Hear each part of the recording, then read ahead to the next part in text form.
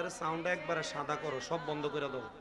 মাওলানা মুহাম্মদ ওয়া আলা আলি সাইয়্যিদ, একবারে সাদা করো। মুহাম্মদ আল্লাহুম্মা সাল্লি মাওলানা মুহাম্মদ ওয়া আলা আলি সাইয়্যিদিনা। নবীজি ওগো নবীজি, ওগো মায়ার নবীজি, গাছের ডালের পাখি যদি হইতাম, উড়ে উড়ে রোজা জিয়ারত করি তাম। আল্লাহুম্মা সাল্লি, সাউন্ড উঠাও আরো, মাওলানা মুহাম্মদ, বেস বাড়াইতে কই না, সাউন্ড বাড়াইতে কইছি। সাইয়্যিদিনা দয়াল নবীর ফসিনা মুবারক মেশকের চাইতে আরো সুঘ্রাণ, সাহাবীরা আতর রূপে করতেন তাহা ব্যবহার। আল্লাহুম্মা সাইয়্যিদিনা মাওলানা মুহাম্মদ ওয়া আলা আলিহি।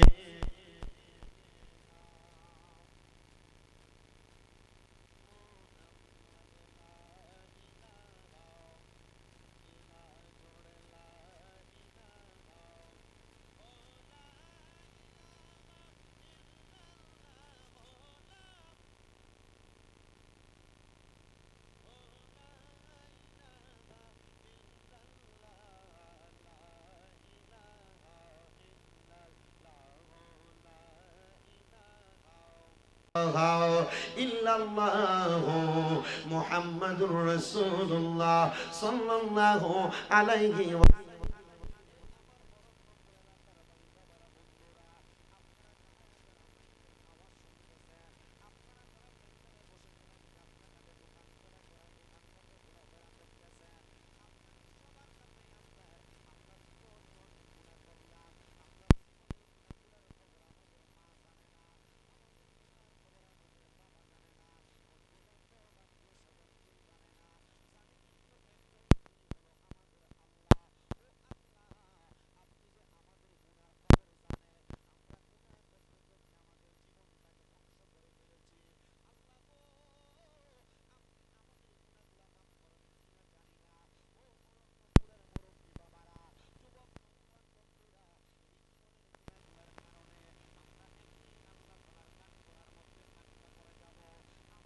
জীবনটা একবারে গুনাহের সাগরে ভাসতেছে।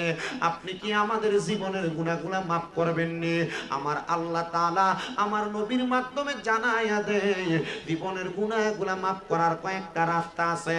এর মধ্যে একটা রাস্তা হলো আছে কালাতুল কুলুবি যিকরিল্লাহ। আল্লাহ তাআলার জিকিরের মাধ্যমে আল্লাহ বান্দার জীবনের গুনাহগুলো মাফ করে দেয়। পর্দার অন্তরালের আমার আম্মু জিরা গো, কলবের দিকে খেয়াল কইরা মনে মনে আমার আল্লাহকে স্মরণ করবেন। যেই মুরব্বী বাবারা, যুবক ভাইয়েরা আজকের মাহফিলে বসলেন, আপনারা মুহাব্বত নিয়ে আল্লাহ তাআলার স্মরণ করবেন আর জোরে জোরে ডাকবেন আল্লাহ আল্লাহ আল্লাহ আল্লাহ আল্লাহ আল্লাহ আল্লাহ আল্লাহ আল্লাহ আল্লাহ আল্লাহ আল্লাহ। আই মুহাম্মদ কমলি ওয়ালা, আই রে আমার বুকে আই মারহাবা। আল্লাহ আল্লাহ আই মুহাম্মদ কমলি ওয়ালা, আই রে আমার বুকে আই মারহাবা। আল্লাহ আল্লাহ। কান্দে আপনার পাগলের নবী, কান্দে আপনার পাগলেরা শান্তি দেন মোর কলি জাগায় আই মোহাম্মদ কামলিওয়ালা আই রে আমার বুকে আগাই মারহাবা আল্লাহ আল্লাহ ফকির দরবেশ বাদশাহ ওলি তোলে তেসাই ফুলের কলি তার কান্দে নিয়া বিকার ঝুলি বাস করে বৃক্ষের তলায় আই মোহাম্মদ কামলিওয়ালা আই রে আমার বুকে আগাই মারহাবা আল্লাহ আল্লাহ আল্লাহ আল্লাহ আল্লাহ আই মোহাম্মদ কামলিওয়ালা আই রে আমার বুকে আগাই মারহাবা আল্লাহ আল্লাহ কান্দে আপনার পাগলেরা নবী কান্দে আপনার পাগলেরা শান্তি দেন মোর কলি জাগায় আই মোহাম্মদ কামলিওয়ালা আই রে আমার বুকে আগাই মারহাবা আল্লাহ আল্লাহ জিনফরি আর ফেরেশতা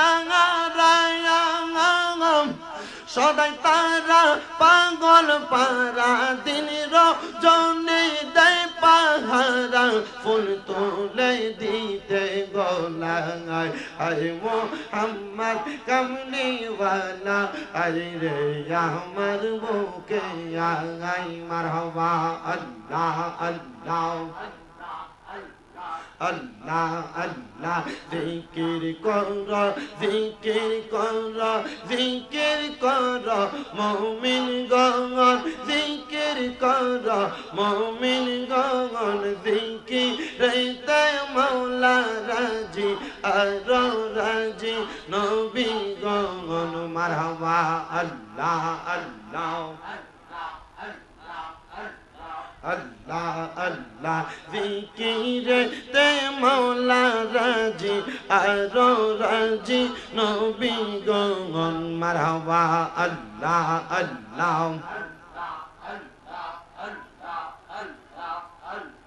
হস্ত দিলা সেই বিবার জিব্বা দিলা ডাকতে তারে নয়ন দিলা দেখিবারে নয়ন দিলা দেখিবারে তবু কেন অন্ধ মন জিকির কর জিকির কর জিকির কর মুমিন গণ জিকিরতে মাওলা রাজি আর রাজি নবী গণ মারহাবা আল্লাহ আল্লাহ আল্লাহ নবী ছাড়া আপন কে না আই গো মুমিন ভাই নবী ছাড়া আপন কে না মারহাবা আল্লাহ নবী রাহমাতুল লিল আলামিন আপনি উম্মতের জামিন উম্মত ছাড়া কিছু বুঝেন না উম্মতের লাগিয়া সাজদাই থাকবেন ওরিয়া গুনাহগার মতেরা পঞ্জম অনগণ বিজিয়ে আপনি ছাড়া আপন কেহ নাই মারহাবা আল্লাহ আল্লাহ লা ইলাহা ইল্লাল্লাহু মুহাম্মাদুর রাসূলুল্লাহ সাল্লাল্লাহু আলাইহি ওয়াসাল্লাম। একটা জবানও বন্ধ রাখবেন না, জবানটা খুলে উচ্চ কণ্ঠে সবাই আল্লাহ তাআলার শুকরিয়া আদায় করে পড়ি আলহামদুলিল্লাহ। মুজ্জাজ সদরে মুহতারাম, আজকে অরণ্যপুর এলাকায় এত সুন্দর করে একটি জান্নাতের বাগানের আয়োজন করেছেন জনাব মোহাম্মদ কামাল মিয়া সাহেব। ওনার মা বাবার জন্য দোয়ার ইন্তজাম এবং কবরবাসীর স্মরণে আজকের মাহফিলের যিনি সম্মানিত সভাপতি জনাব মোহাম্মদ আবুল কালাম সাহেব মাহফিলে মূল্যবান তকরির করেছেন গাজীপুর উত্তরপাড়া জামে মসজিদের খতিবে মুকাররম হযরত মাওলানা আলামিন সাহেব। তকরির করেছেন অরণ্যপুর বড় জামে মসজিদের খতিব হযরত মাওলানা শফিকুল ইসলাম সাত্তারি সাহেব। আলোচনা করেছেন অরণ্যপুর পুরাতন মসজিদের খতিব হযরত মাওলানা পারভেজ হোসেন সাহেব সহ মুবাল্লিগিন ওলামায়ে কেরাম। বিশেষ করে আমার ডাইনে বামে সামনে বসে থাকা দাড়ি পাকা মুরব্বী বাবারা, যুবক নওজোয়ান ভাইয়েরা, ছোট ছোট মাসুম বাচ্চা, পর্দার অন্তরালের মা বোনেরা, আল্লাহ তাআলা আজকে আমাদেরকে আল্লাহর ইবাদত, আল্লাহর কোরআন, রাসূলের পাকের হাদিস থেকে দুই এক মর্তবা কথা শোনার আশার বসার তৌফিক দান করেছেন। আমরা একটু মুহাব্বতের আওয়াজে উচ্চ কণ্ঠে পড়ি আলহামদুলিল্লাহ।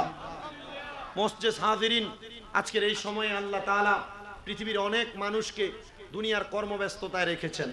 অনেক মানুষকে আল্লাহ তাআলা হসপিটালের বেডের মধ্যে ভর্তি করায় রাখছেন। আল্লাহ তাআলা আমাদেরকে অত্যন্ত দয়া করেছেন, মায়া করেছেন বিদায় আল্লাহর ঘর এবং আল্লাহ তাআলার ইবাদত করার জন্য আজকে আল্লাহর জান্নাতের বাগানে আমাদেরকে আসার বসার তৌফিক দিয়েছেন। মসজিদ হাজিরিন, পৃথিবীতে মানুষ দুনিয়াতে অনেকগুলা কাজকর্ম নিয়ে ব্যস্ত থাকে, কিন্তু আল্লাহ তাআলা আমাদেরকে কিছু কাজ নিয়ে ব্যস্ত থাকার জন্য দুনিয়াতে পাঠাইছেন। তার মধ্যে আমরা না, শুধু আরেকটা জাতি আছে। আল্লাহ বলেন ওয়ামা খলাকতুল জিন্না ওয়াল ইনসা ইল্লা লিয়াবুদুন। আমি আল্লাহ তাআলা মানুষ এবং জিন জাতিকে বানাইলাম আমার ইবাদতের জন্য। কার ইবাদতের জন্য? আল্লাহর ইবাদতের জন্য। কিন্তু আপনারা তাকায়া দেখেন, আমাদের সমাজের মানুষ, আমাদের পরিবারের মানুষ, আমাদের এলাকার মানুষ, আমাদের রাষ্ট্রের মানুষ, সামাজিক এই কর্মকাণ্ড সব ঠিক আছে, খাওয়া ঠিক, পড়া ঠিক, চলা ঠিক, কিন্তু আল্লাহ তাআলার ইবাদতের ব্যাপারে যেই পরিমাণ অলসতা। আল্লাহ তাআলা যদি চাইতেন দুনিয়ার কোনো শিক্ষা প্রতিষ্ঠান, দুনিয়ার কোনো কর্মসংস্থানের ভিতরে কোনো মানুষ যদি চাকরি করে, একদিন যদি অনুপস্থিত থাকে, তাহলে তার একদিনের বেতন কাটা যায়, যায় না? কিন্তু আল্লাহ তাআলা যদি চাইতেন আমরা একদিন আল্লাহর ইবাদত না করলে আল্লাহ আমাদের একটা হাতকে পঙ্গু বানিয়ে দিবেন। আল্লাহ যদি চাইতেন আমরা একদিন ইবাদত না করলে আল্লাহ আমাদের দুইটা চোখকে কানা বানিয়ে দিবেন। আল্লাহ যদি চাইতেন আমরা একদিন ইবাদত না করলে নাই কারো বংশের মানুষ কবরে। আচ্ছা, যারা এখনো মাহফিলে আসে নাই, যারা এখনো পর্যন্ত ঘরে ঘুমায়া রইছে, যারা মাহফিল উপলক্ষে তাদের জিএস জামাই দাওয়াত দিছে, বেআইন বেআইরে দাওয়াত দিয়া ঘরে এখনো বসে রাখছে, এখনো মাহফিলে আসে নাই, আচ্ছা তারার বংশের কোনো মানুষ কি কবরে নাই? আপনারা আসতে বললেন, বলেন না, তারার বংশের মানুষ কবরে আছে না নাই? আছে। কিন্তু তারা যদি আল্লাহর নবীর তিরমিজি শরীফের একটা হাদিস শরীফের আমল জানতো, তাহলে তারা ঘরে বসে থাকতো না। যারা এখনো পর্যন্ত দোকানে আড্ডাবাজি করে, এরাও দোকানে বসে থাকতো না। বলে হুজুর কোন হাদিস? আল্লাহর নবী বলেন, যখন কোন এলাকার মধ্যে কোরআন এবং হাদিসের একটা বাগান সাজানো হয়, অথবা কোরআন এবং হাদিসের একটা মজমা সাজানো হয়, তখন আল্লাহ তাআলা ওই এলাকার কবরবাসীদের রুহগুলাকে কবর থেকে ছেড়ে দেয়। আরো জোরে পড়েন না সুবহানাল্লাহ। আল্লাহ তাআলা ওই এলাকার কবরবাসীগুলার রুহগুলাকে কবর থেকে ছেড়ে দেয়। শুধু তাই না, আল্লাহ তাআলা ওই রুহগুলাকে ছেড়ে দেওয়ার পর রুহগুলা ওই জান্নাতের বাগানের আশেপাশে ঘোরাফেরা করে।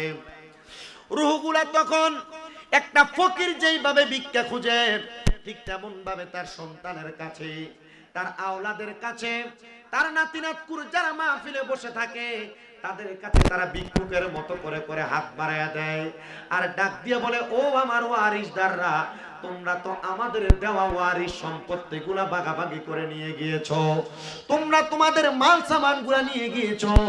ও আমার ওয়ারিসদাররা, আজকে আমরা তোমাদের কাছে একটা জিনিসের জন্য হাত বাড়িয়ে দিলাম, সেটা আর অন্য কোনো কিছু না, তোমরা আমাদের জন্য আল্লাহ তাআলার দরবারে হাত বাড়িয়ে দোয়া করো। আল্লাহর নবী বলেন, যখন কোন মৃত ব্যক্তির ওয়ারিসদাররা তাদের জন্য আল্লাহর কাছে হাত বাড়িয়ে দোয়া করে, এবার কবরবাসীরা ওই জান্নাতের বাগান থেকে ফিরে তখন কবরে চলে যায়। আর কবরে যাওয়ার পর দেখে আল্লাহ তাআলা ওই দুয়ার বরকতে তাদের কবরটাকে জান্নাতের বাগান বানিয়ে দিয়েছে। জোরে পড়েন সুবহানাল্লাহ। শুধু তাই নয় মুসলমান, ওই কবরবাসী কবরে যাওয়ার পর আরেক শ্রেণীর কবরবাসীর দিকে তাকায় দেখে, যেই শ্রেণীর কবরবাসীর কবরের মধ্যে এখনো আযাব চলতেছে। তখন প্রশ্ন করে, ওগো মালিক, ওগো আমার আল্লাহ তাআলা, আপনার কাছে জানতে চাই, অর্ধেক কবরবাসীর কবরের আযাব মাফ করা হয়েছে আর অর্ধেক কবরবাসীর কবরের আযাব এখনো পর্যন্ত মাফ করা হয় নাই।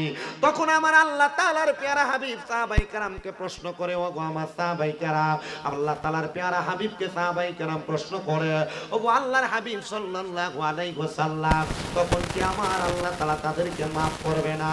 বলে না না না, তারা এমন কোনো ওয়ারিসদার দুনিয়াতে রেখে যায় নাই, এমন কোনো সন্তান দুনিয়াতে রেখে যায় নাই যারা জান্নাতের বাগানে বসে বসে তাদের জন্য দোয়া করবে। এই জন্য আমার অরণ্যপুরের বাবারা, আপনাদের যাদের মা কবরে, বাবা কবরে, দাদা দাদি বংশের মানুষ কবরে, আপনারা আজকে একটা সুযোগ পেয়ে গেছেন তাদের জন্য জীবনের গুনাহগুলো মাফ করাইতে। আল্লাহ তাআলা যেন আজকের জান্নাতের বাগানের ওসিলায় আমাদের বংশের প্রত্যেকের কবর নাজাতের ফয়সালা করে, বলেন আমিন। তো যেই কথা বলতেছিলাম, আপনাদের কারণে, এই মাহফিলের কারণে কামাল মিয়া যে জান্নাতের বাগান সাজাইলেন, এটার কারণে যেমন ওনার মা বাবার কবরে আল্লাহ শান্তি প্রদান করবে, ঠিক তেমন ভাবে আপনারা যারা মাহফিলের মধ্যে অবস্থান করতেছেন আপনাদের জন্য শান্তির ফয়সালা করা হবে। এই জন্য আপনাদের সবাইকে মনে রাখতে হবে, যেহেতু আমাদের দুনিয়ার জমিনের কোনো কর্মকাণ্ডের কারণে আল্লাহ তাআলা আমাদের বংশের মানুষকে মাফ করে দেয়, তার মানে বোঝা যায় আমরা এমন কোনো কর্ম করব না যেই কর্মের কারণে আল্লাহ তাআলা আমাদের বংশের মানুষকে কবরে আযাবের মধ্যে জ্বালাইব। শুনেন রে মুসলমান ইমামদারেরা, আল্লাহর নবী রাহমাতুল লিল আলামিন নবীজির প্রখ্যাত সাহাবী হযরতে উসমান বিন নূরাইন রাদিয়াল্লাহু তাআলা আনহু বলেন, আমি আমার নবীকে বড় মোহাব্বত করতাম, বড় ভালোবাসতাম বিধায় আল্লাহর হাবিবের একটা কন্যাকে আমি উসমান বিন নূরাইনের কাছে বিবাহ দিয়েছি। হযরত উসমান বিন নূরাইন বলেন, নবীজির ওই কন্যাটা যখন ইন্তেকাল করে, তারপর আমার আল্লাহ তাআলার প্যারা হাবিব আমার কাছে নবীজির দ্বিতীয় কন্যাকে বিবাহ দিয়েছে। যখন আমি নবীজির কন্যা দুইজনকে বিবাহ করলাম, আমার নবী আমি উসমান বিন নূরাইনকে জিন নূরাইন উপাধি প্রদান করেছে, মানে দুই নূরের মালিক বলে সফর্দ করে দিয়েছে। আমি আমার আল্লাহ তাআলার কাছে ফরিয়াদ জানাইলাম, ও আল্লাহ, এমন একজন রহমতের নবীর অনুসারী আমারে বানাইলেন, এমন একজন নবীর উম্মত আমারে বানাইলেন, যেই নবী মায়া কইরা ওনার দুইটা নূর, দুইটা কন্যাকে আমার কাছে বিবাহ দিয়েছে। আল্লাহ গো, আমি উসমান বিন নূরাইন দুনিয়াতে যতদিন পর্যন্ত বেঁচে থাকবো, আমার মাল, আমার সম্পদ, আমি উসমান বিন নূরাইনের জীবনের হায়াতের প্রত্যেকটা সময় আমি আমার নবীজির জন্য ব্যয় করে দিব।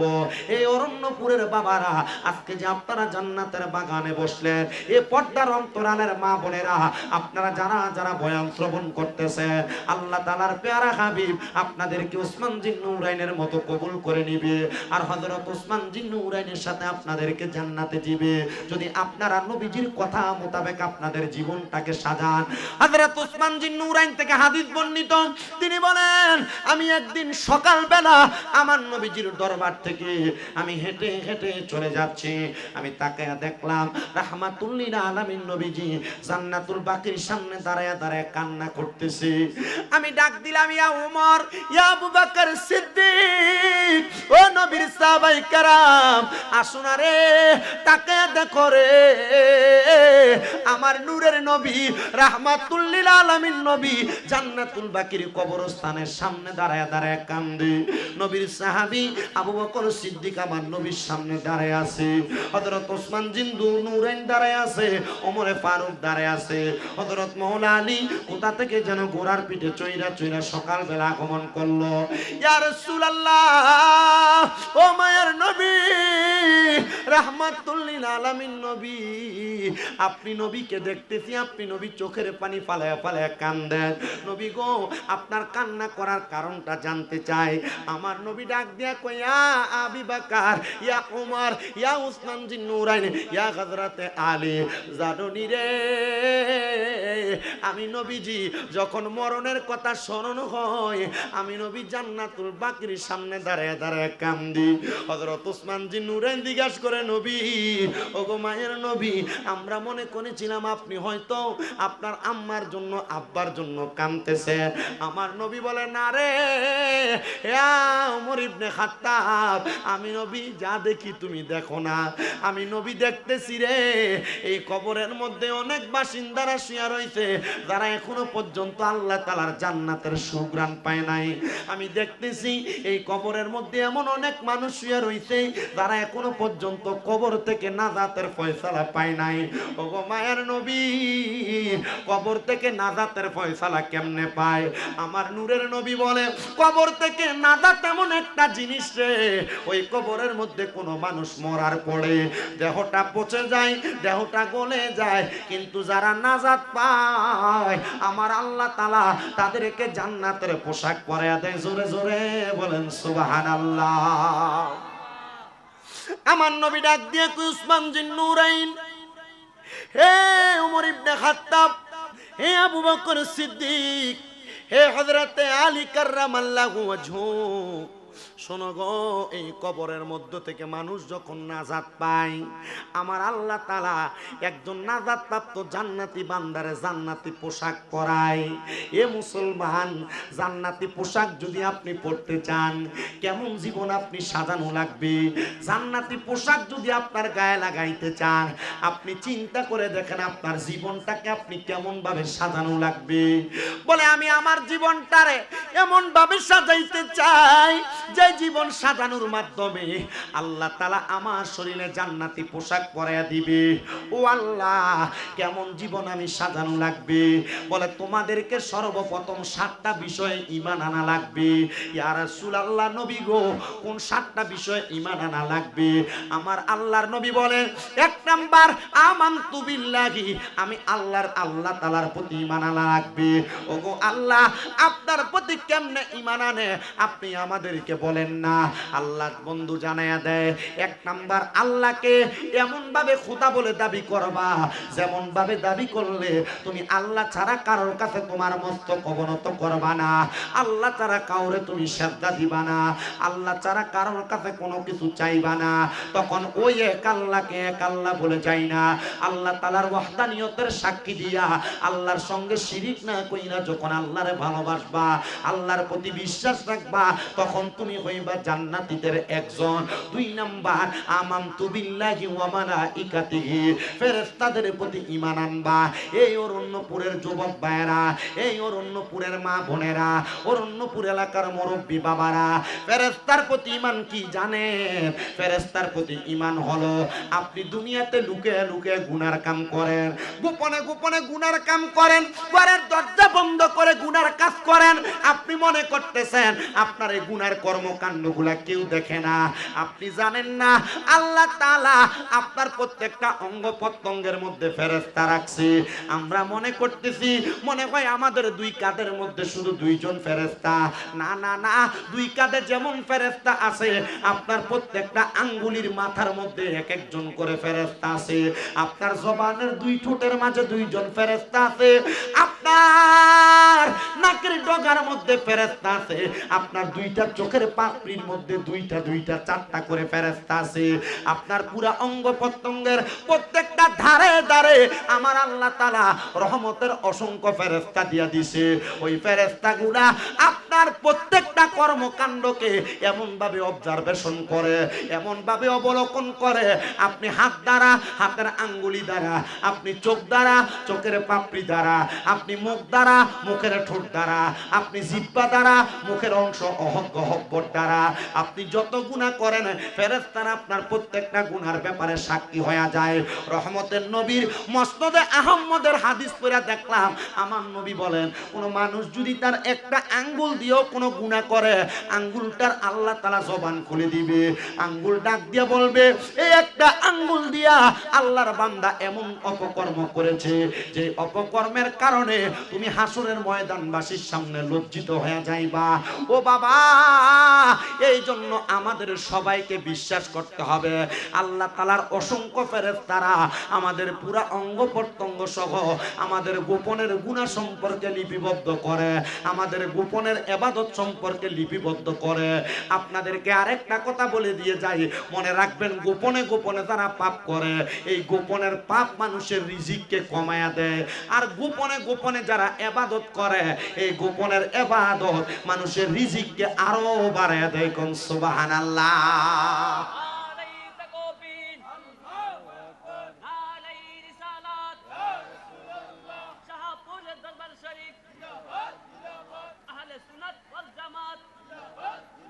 একটা কথা,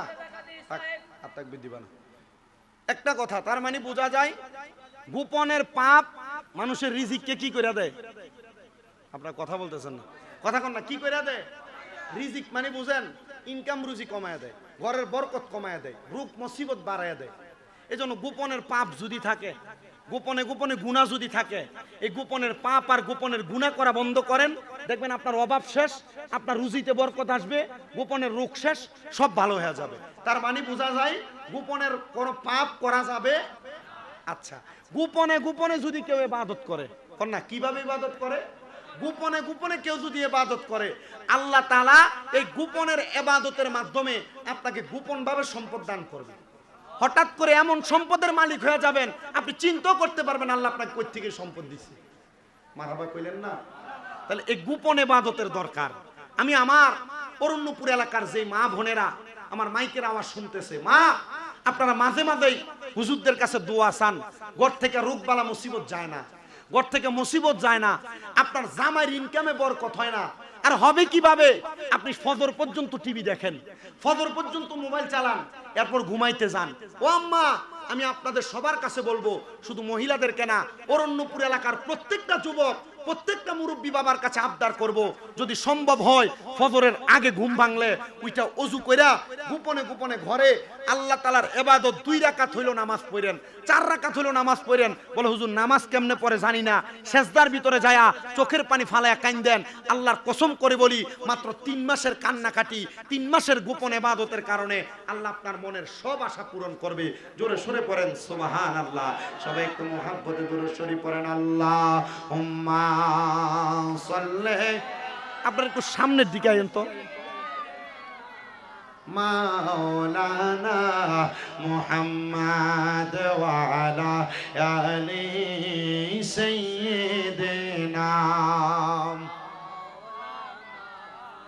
জনম জনম যদি গাহি তোমার মহিমা গাওয়া শেষ হবে নাহি। দয়া করো মায়া করো, দয়া করো মায়া করো, ও গো দয়াময়। তুমি রহমান, তুমি মেহেরবান, বলেন তুমি রহমান, তুমি মেহেরবান।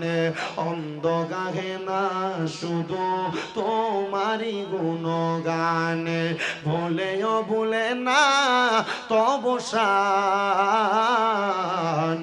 তুমি রহমান, তুমি মেহেরবান। কখনো তোমাকে যদি বলি, হেদায়াতের আলো দিয়ে নিও কাছে তুলি। দয়া করে ঠাই দিও, দয়া করে ঠাই দিও, ও গো দয়াময়। তুমি রহমান, তুমি মেহেরবান। অন্ধ গাহে না শুধু তোমারই গুণগান, ভুলেও ভুলে না তব শান। তুমি রহমান, তুমি মেহেরবান। একটা জবানও বন্ধ রাখবেন না, জবানটা ছেড়ে দিয়ে উচ্চ কণ্ঠে জোরে জোরে পড়েন আল্লাহু আকবার। তাহলে 7টা বিষয়ের প্রতি ঈমান ঠিক রাখলে আপনার নামটা জান্নাতীদের খাতায় আসবে। আমি 2টা বিষয়ের কথা বললাম। 1 নাম্বার আল্লাহর প্রতি ঈমান, 2 নাম্বার ফেরেশতার প্রতি ঈমান। তার মানে ফেরেশতারা আপনি লুকিয়ে গুনাহ করলেও জানে, লুকিয়ে ইবাদত করলেও জানে, প্রকাশ্য গুনাহ করলেও জানে, আবার প্রকাশ্যে ইবাদত করলেও জানে। এই জন্য ফেরেশতারা আপনারা সব অবলোকন করে, তাকে আপনি বিশ্বাস করা লাগবে। এবার আসেন 3 নাম্বার, আল্লাহ তাআলার পেয়ারা হাবিব বলে ওয়া কুতুবিহি, তোমাদের ঈমান আনতে হবে কিতাবের প্রতি। কোন কিতাবের প্রতি ঈমান আনবেন? 1 নাম্বার হলো আল্লাহ তাআলার 104 খানা কিতাব দুনিয়াতে পাঠাইছেন। আল্লাহ তাআলা 104 খানা কিতাব পৃথিবীতে পাঠাইছেন। এর মধ্যে 100টা সহিফা, 4 খানা হলো আল্লাহ তাআলার শ্রেষ্ঠ গ্রন্থ। এর মধ্যে একটা গ্রন্থের নাম হলো কোরআন। ওই কোরআন হলো জালিকাল কিতাব, এমন কিতাব লা রাইবা ফি, যার মধ্যে কোনো সন্দেহ নাই। ওই কোরআন যা আদেশ করেছে কোরআনের আদেশ মোতাবেক চলাফেরা করবেন, কোরআন যা নিষেধ করেছে কোরআনের নিষেধ মোতাবেক জীবনটাকে সাজাইবেন। যদি আপনি সাজাইতে পারেন তাহলে আল্লাহর কোরআন মাইনা মাইনা জীবন সাজানোর কারণে আপনি আল্লাহ তাআলা জান্নাতীদের খাতার মধ্যে নামটা লেখাইতে পারবেন। আর 4 নাম্বার বিষয় হইল ওয়া রাসূলিহি, আল্লাহ তাআলার পেয়ারা রাসূলদের প্রতি ঈমান আনা, রাসূল যা নিয়ে এসেছেন তার প্রতি ঈমান আনয়ন করা। ওগো নবী, ও দয়ার নবী, মায়ার নবী, রাহমাতুল লিল আলামিন নবীজি, আমরা তো আপনি নবীকে মানি, আপনি নবীর প্রতি বিশ্বাস রাখি, আপনি নবী যা নিয়ে আসছেন তার উপর বিশ্বাস রাখি। আমরা যারা আহলে সুন্নাত ওয়াল জামাত দাবি করি, রাসূলের উপর আমাদের আকীদা বিশ্বাস হলো আমার নবী রাহমাতুল লিল আলামিন নবী নূর নবী, আমার নবী রাহমাতুল লিল আলামিন নবী হাজির ও নাজির, আমার নবী রাহমাতুল লিল আলামিন নবী গায়েবের খবর দেনেওয়ালা। এই জন্য ওই নবীর প্রতি আমাদের ঈমানটা বড় শক্ত। ও মুসলমান ইমানদার, এমন ঈমান নিয়ে যদি নবীকে ভালোবাসতে পারো, বিশ্বাস করতে পারো, তাইলে তুমি হবা পাক্কা ইমানদার। কিন্তু সোশ্যাল মিডিয়াতে এমন অনেক মৌলবীদেরকে দেখা যায় তারা নবী নিয়ে মন্তব্য করতে কোনো দ্বিধাদ্বন্দ্ব করে না। তারা নবী শব্দের অর্থ বার্তাবাহক, কিন্তু তারা শব্দ প্রচার করে নবী শব্দের অর্থ সাংবাদিক। এরা মুনাফিক বেঈমান, এরা কখনো আলেম হতে পারে না, এরা আল্লাহর হাবিবের দুশমন। কথা কন্যা ঠিক কিনা? এ মুসলমান শুধু তাই না, ওই মৌলবী সাহেবরে গত পরশুদিন দেখলাম ফেসবুকে ভিডিও আপলোড করেছে। মৌলবী বলতেছে আল্লাহ নামটাকে যদি বলা হয় আল্লাহ সর্বশক্তিমান, এই আল্লাহকে সর্বশক্তিমান বললো নাকি শিরিক হবে। বুঝতে পারি না, এরা মনে হয় মদ গাঞ্জা ইয়াবা ফেন্সিডিল খায় স্টেজে ওয়াজ করার জন্য। কারণ আল্লাহ সর্বশক্তিমান, ইন্নাল্লাহা আলা কুল্লি শাইইন কাদির, নিশ্চয় আল্লাহ তাআলা সর্বশক্তিমান, সকল ক্ষমতার মালিক। তো আল্লাহ তাআলাকে সর্বশক্তিমান বললে, যে ব্যক্তি বলে আল্লাহ তাআলাকে সর্বশক্তিমান বললে শিরিক হবে, এটা তো আলেম হইতে পারে না, এটা আলেম নামের জালেম। আপনারা এমন আলেম থেকে নিজেকে বাঁচিয়ে রাখবেন, বলেন রাখার দরকারও আছে না? না, নবীর প্রতি এমন বিশ্বাস, এমন আকীদা রাখতে হবে। আচ্ছা মনে করেন আমি মানুষ, আমি কি মানুষ, আচ্ছা আমারে যদি কেউ বলে বাঘ, আপনি বিশ্বাস করবেন না? কারণ কি, আমি মানুষ, আপনি দেখতেছেন আমি মানুষ, আমার ভাগ বললে আপনি মানবেন কিভাবে? আপনি বুঝেন স্বাভাবিক এটা মোবাইল, এটার যদি কেউ যদি বলে যে না এটা মোবাইল না, এটা কি, এটা গাড়ি, আপনি মানবেন? কখনো মানবেন না। আল্লাহ তাআলা কুরআনুল কারীমে নবী শব্দের অর্থ বলতেছে বার্তাবাহক, সংবাদ পৌঁছানেওয়ালা, আর আপনি বলতেছেন সাংবাদিক। সাংবাদিক যারা তারা সত্য এবং মিথ্যা প্রচার করে, আর নবী যারা তারা আল্লাহর পক্ষ থেকে আসা সত্যবাণী প্রচার করে। তার মানে বোঝা যায় নবী শব্দের বিপরীত অর্থ করে যে মৌলবী সাবরা নবীজির শান মানে বিন্দু পরিমাণ আঘাত করতে চায়, এরা আলেম না, এরা অবশ্যই রাসূলের দুশমন। কথা কি ক্লিয়ার বুঝতে পারছেন আপনারা? দ্বিতীয়ত, আল্লাহ তাআলা সর্বশক্তিমান, আল্লাহ তাআলার কোরআনে অসংখ্য আয়াত আছে, কিন্তু কেউ যদি বলে আল্লাহকে সর্বশক্তিমান বলা এটা শিরিক হয়, আপনি কি মানবেন? আল্লাহ তাআলা সর্বশক্তিমানে বিশ্বাস আসেনি, আল্লাহ তাআলার সব বিষয়ে শক্তি আছে এই বিশ্বাস আসেনি। ঈমান নাই এই বিষয়ে, এই বিষয়ে বিশ্বাস নাই, তার ঈমান নাই। যার ঈমান নাই সে কাফের। তো আল্লাহ তাআলাকে সর্বশক্তিমান যেই ব্যক্তি বললে শিরিক হবে, এটা ঈমান নাই, এটা মুনাফিক, এটা বেঈমান, এটা কাফের। তাহলে আমাদেরকে বিশ্বাস আনতে হবে কয় বিষয়ে? আপনার কথা কোন না, 7 বিষয়ে বিশ্বাস ঈমান আনলে আপনি জান্নাতি। কোন না, আপনি কি জান্নাতি? এবার আসেন 7 বিষয় কি? 1 নাম্বার বলছি আল্লাহর প্রতি ঈমান, 2 নাম্বার বলছি ফেরেশতাদের প্রতি ঈমান, 3 নাম্বার বলছি কিতাবের প্রতি ঈমান, 4 নাম্বার বললাম রাসূলের প্রতি ঈমান। এই 5, 6, 7 এই 3টা জায়গায় আসলে আপনি যেমন ধরা, আমি হুজুরে আমি তেমন ধরা, আমি যেমন ধরা আব্দুল সাত্তার সাহেব এমন ধরা, শুধু তাই না উনি যেমন ধরা আমার আব্বা সাহেব রিজভী সাহেব এমন ধরা। কেন ধরা? কারণ এই জায়গায় যাওয়ার পর আমরা সব জায়গায় আল্লাহর কাছে জবাবদিহিতা করা লাগবে। ও অরণ্যপুর এলাকার যুবক ভাই, মুরব্বী বাবা, মাইকের আওয়াজ যদি কানে যায়, কোন 7 বিষয় ঈমানটাকে পরিপূর্ণ রাখলে আল্লাহ তাআলার জান্নাতি বান্দা হিসেবে নিজেকে আল্লাহর কাছে প্রেজেন্টেশন করতে পারবেন, আল্লাহর কাছে উঠাইতে পারবেন। আপনি 7টা বিষয় একটু মিলিয়ে দেখেন আপনার হয় কিনা। তার মানে আল্লাহর প্রতি ঈমান, ফেরেশতার প্রতি ঈমান, কিতাবের প্রতি ঈমান, রসুলের প্রতি ঈমান। এবার আসেন সর্বপঞ্চম নাম্বার। এবার আল্লাহ বলেন, আল্লাহর নবী বলেন ওয়াল ইয়াউমিল আখিরি, আখিরাতের প্রতি ঈমান। আখিরাতের প্রতি যারা ঈমান আনে তারা কোনোদিন দুনিয়াতে হারাম খায় না। আখিরাতের প্রতি যারা ঈমান আনে তারা কোনোদিন পরের হক মাইরা খায় না। আখিরাতের প্রতি যারা ঈমান আনে তারা কোনোদিন নেশা করে না। আখিরাতের প্রতি যারা ঈমান আনে তারা কোনোদিন পরনিন্দা করে না। আখিরাতের প্রতি যারা ঈমান আনে তারা কোনোদিন দুনিয়াতে বিশৃঙ্খলা করে না। কিন্তু আপনাকে যদি প্রশ্ন করা হয়, ও অরণ্যপুরের মুরব্বী বাবারা, যুবক বন্ধুরা, আপনার আখিরাতের প্রতি ঈমান আছে কিনা? আপনি বলবেন হ্যাঁ হুজুর আছে, কিন্তু খবর লইয়া দেখা যায় আখিরাতের প্রতি ঈমান আছে কথা সত্য, মুসলমান দাবি করে কথা সত্য, কিন্তু খায় সুদের টাকা। কথা কয় না, আছে না নাই? আল্লাহরে মানে কথা সত্য, সুদের টাকা খায়। আল্লাহকে মানে কথা সত্য, ঘুষের টাকা খায়।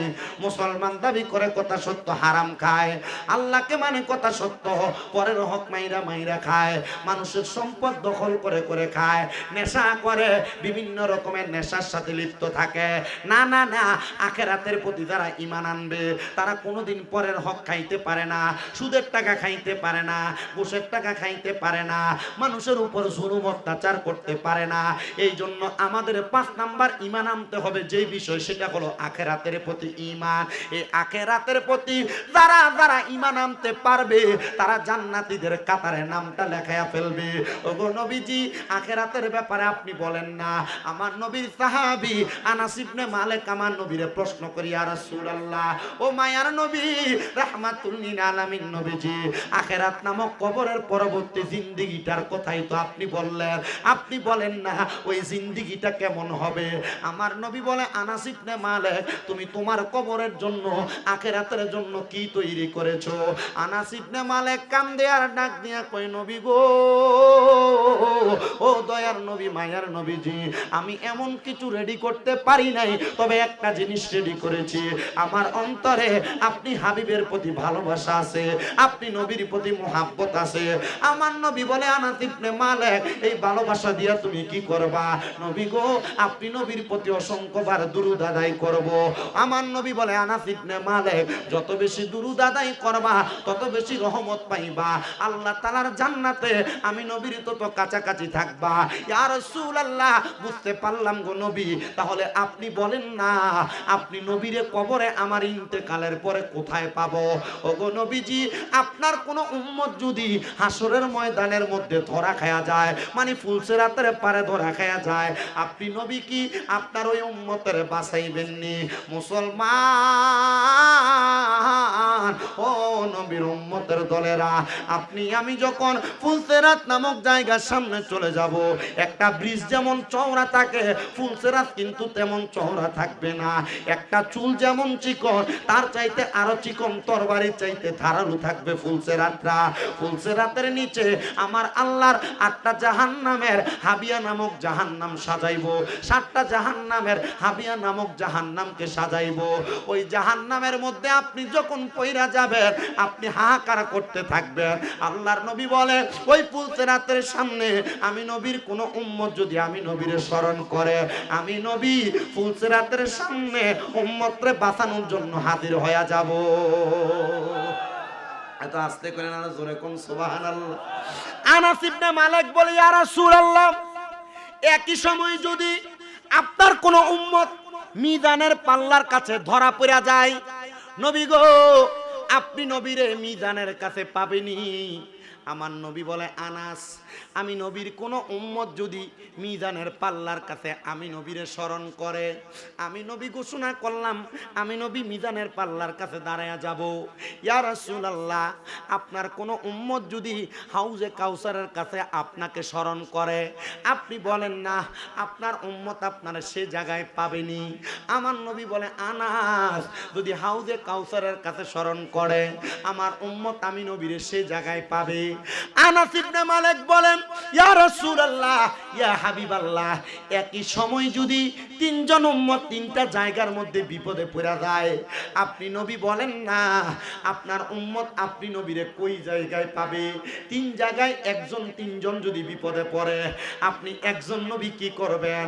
আমার নবী আল্লাহর কোরআন থেকে বলে, আনাস ইবনে মালিক, আমার আল্লাহ না বলেছে ওয়ামা আরসালনাকা ইল্লা রাহমাতাল লিল আলামিন, আমি নবীজি সমস্ত জগতের জন্য, সমস্ত জাহানের জন্য রব। ওগো আনাস, আমি নবী রহমতের সুরত নিয়া তিন জায়গায় আমার গুনাহগার উম্মতরে রক্ষা করব। কোন সুবহানাল্লাহ। আরে নবী আমার উম্মতের দিওয়ানা তোমরা জানো না, নবী আমার উম্মতের দিওয়ানা, বলেন নবী আমার ওয়ানা তোমরা জানো না, নবী আমার উম্মতের দিওয়ানা, বলেন নবী আমার তোমরা জানো না, নবী আমার উম্মতের ওরে জাগার জন্য পাগল আমি, আরে তারে তোমরা আইনা দানা গো, আরে সেই নবীজির এশকেতে দিওয়ানা তোমরা জানো না, নবী আমার উম্মতের দিওয়ানা, বলেন নবী আমার তোমরা জানো না, নবী আমার উম্মতের দিওয়ানা, বলেন নবী আমার তোমরা জানো না, নবী আমার। ওরে নবীর প্রেমে হযরত আবু বকর সিদ্দিকী আর ভালোবেসে দেয় জিন্দেগি গো, আরে সেই নবীজির এশকেতে দিওয়ানা, বলেন সেই নবীজির এশকেতে দিওয়ানা তোমরা জানো না, নবী আমার উম্মতের দিওয়ানা, বলেন নবী আমার তোমরা জানো না, নবী। আচ্ছা আপনারা বলেন তো, আমার নবীজির শান গাইলে কি গুনাহ হবে?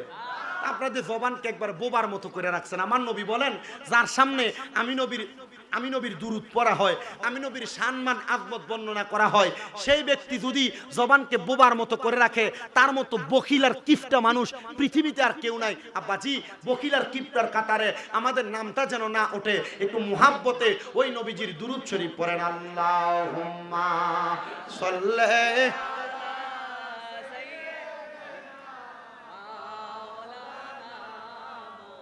ওয়ালা আলি নবীজি পাগল উম্মতের, আল্লাহুম্মা সাইয়্যিদিনা মাওলানা মুহাম্মদ ওয়ালা আলি সাইয়্যিদিনা। আনাস ইবনে মালিক বলে, ইয়া রাসূলুল্লাহ, তাহলে আপনার কোন উম্মত যদি একই সময়ে তিন জায়গায় বিপদে পড়ে যায়, আপনি নবী কি তিন জায়গায় উম্মতকে বাঁচাইবেন? আমার নবী কয়, আনাস, আমি নবী একই সময় তিন জায়গায় রহমতের সুরত নিয়ে আমার উম্মতকে বাঁচাইবো। আমার নবী বড় খুশি হইলেন, সাহাবায়ে কেরাম বড় খুশি হয়ে গেলেন। এবার আমার নবী রাহমাতুল লিল আলামিন নবীর সাহাবায়ে কেরাম বলি, ইয়া রাসূলুল্লাহ, আখিরাত নামক জায়গাটা কেমন হবে, কত ভয়ঙ্কর হবে আপনি বলেন না? নবী বলে, রে আমার সাহাবায়ে কেরাম, এমন ভয়ঙ্কর হবে আখিরাতের অংশগুলা। কবরের মধ্যে যখন কোনো মানুষকে প্রথম রাত্রির জন্য রাখা হবে, মানুষগুলা বড় ভয়ে আতঙ্কিত হয়ে যাবে। মানুষগুলা দুনিয়ার জমিনের মধ্যে কোনো চিন্তা চেতনা থাকবে না। মানুষ ডাক দিয়া বলবে, ওগো আল্লাহ, আমরা যদি জানতাম কবরে এমন কঠিন পরীক্ষার মধ্যে আপনি আমাদেরকে ফালাইবেন, আমরা এক ওয়াক্ত নামাজও দুনিয়াতে ছাড়তাম না, আমরা একটু ইবাদত দুনিয়াতে ছাড়তাম না। ও আল্লাহ, একটা বার আমাদেরকে সুযোগ করে দেন, আমরা যেন দুনিয়ার জমিনের মধ্যে যাইয়া আবার বেশি বেশি ইবাদত কইরা আবার আমরা কবরে ফিরে আসতে পারি। আল্লাহ বলবে, বান্দা, ও আমার বান্দার দলেরা, তোমরা তখন এমন কোন সুযোগ পাবে না। আমার সাহাবায়ে কেরাম গো, আমার আল্লাহ তাআলা এমন প্রত্যুত্তর দিবে। সাহাবায়ে কেরাম এমন ভাবে কান্দে, আমার নবীর সামনে বেহুশ হয়ে পড়ে গেছেন। আমার নবী কয়, সাহাবীরা আল্লাহ তাআলার কাহারিয়তের সুরতের কথা শুনা বেহুশ হয়ে গেলা। জানোনি গো আমার আল্লাহ তাআলা একজন জান্নাতি বান্দারে কত নিয়ামত দান করবে। ও মায়ার নবী গো, কেমন নিয়ামত দান করবে আপনি নবী একবার বলেন না। আমার নবী বলে, ওই নিয়ামত বড় মজার। একটা জান্নাতি বান্দা যখন জান্নাতে যাবে, আহলান ওয়া সাহালান মারহাবান বলে বলে ফেরেশতারা তাকে জান্নাতে ডাকবে। জান্নাতের মধ্যে প্রবেশ করার সাথে সাথে আমার আল্লাহ তাআলা জান্নাতি বান্দাদেরকে সর্বপ্রথম মাছের কলিজা দ্বারা আহার করাইব। ও মুসলমান, এমন জান্নাতি আমরা সবাই হইতে চাই। আল্লাহর নবী বলে, শুধু তাই নয়, আল্লাহ তাআলা এক একজন জান্নাতের জন্য জান্নাতের মধ্যে 40 জন করে জান্নাতি স্ত্রী রেডি করে রাখছেন। আল্লাহ কেন গো? বলে জান্নাতীদের সম্মানে, জান্নাতীদের খেদমতের জন্য। আমার মুসলমান ইমানদার এবার ওই আখিরাতটাকে সাহাবায়ে কেরাম গ্রহণ করলেন। বলে, নবী গো, খারাপ কাজ করলে জাহান্নামে বড় শাস্তি হবে, ভালো কাজ করলে জান্নাতে বড় শান্তি হবে। ও মায়ার নবী, আপনি আরো কিছু বিষয় বলেন না। আমার নবী বলেন 6 নাম্বার, ওয়াল ইয়াউমিল আখিরি ওয়াল কদরি খায়রি ওয়া শাররিহি। এই তাকদীরের ভালো মন্দের প্রতি বিশ্বাস করা। এই অরণ্যপুরের আমার বাবা, তাকদীরের ভালো মন্দের প্রতি বিশ্বাস কোনটা এটা আপনি একটু স্মরণ করেন।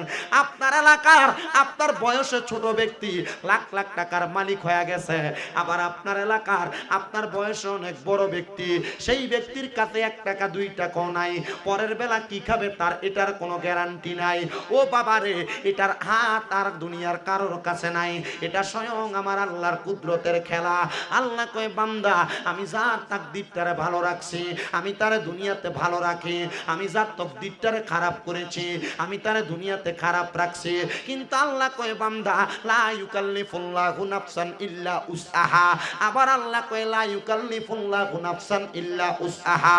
আল্লাহ কয়, বান্দা আমি কারোর সাধ্যের বাহিরে কোনো কিছু চাপাইয়া দেই না। আপনি মনে করেন আপনি 300 টাকা ইনকাম করেন, হয়তো আল্লাহ তাআলা আপনারে কম কামাই দেয়।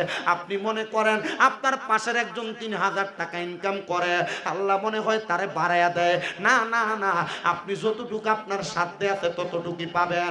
আপনি আল্লাহর কাছ থেকে যা নিয়ে আসছেন আপনি তাই পাবেন। আল্লাহ কয়, আমি কারোর সাধ্যের বাহিরে কোনো কিছু চাপাইয়া দেই না। তুমি যা কিছু গ্রহণ করতে পারবা আমি আল্লাহ তোমারে তা দান করি। বেশি পাওয়ার জন্য আকাঙ্ক্ষা করার দরকার নাই। আপনি আল্লাহ তাআলার ইবাদতে মশগুল হয়ে থাকবেন। আল্লাহ কয়, বান্দা যদি আমারে রাজি খুশি করতে পারো, আমি আল্লাহ তোমার অফুরন্ত নিয়ামত দিয়ে ভরপুর করব। জোরে জোরে বলেন সুবহানাল্লাহ। এই জন্য তাকদীরের ভালো এবং মন্দের প্রতি বিশ্বাস।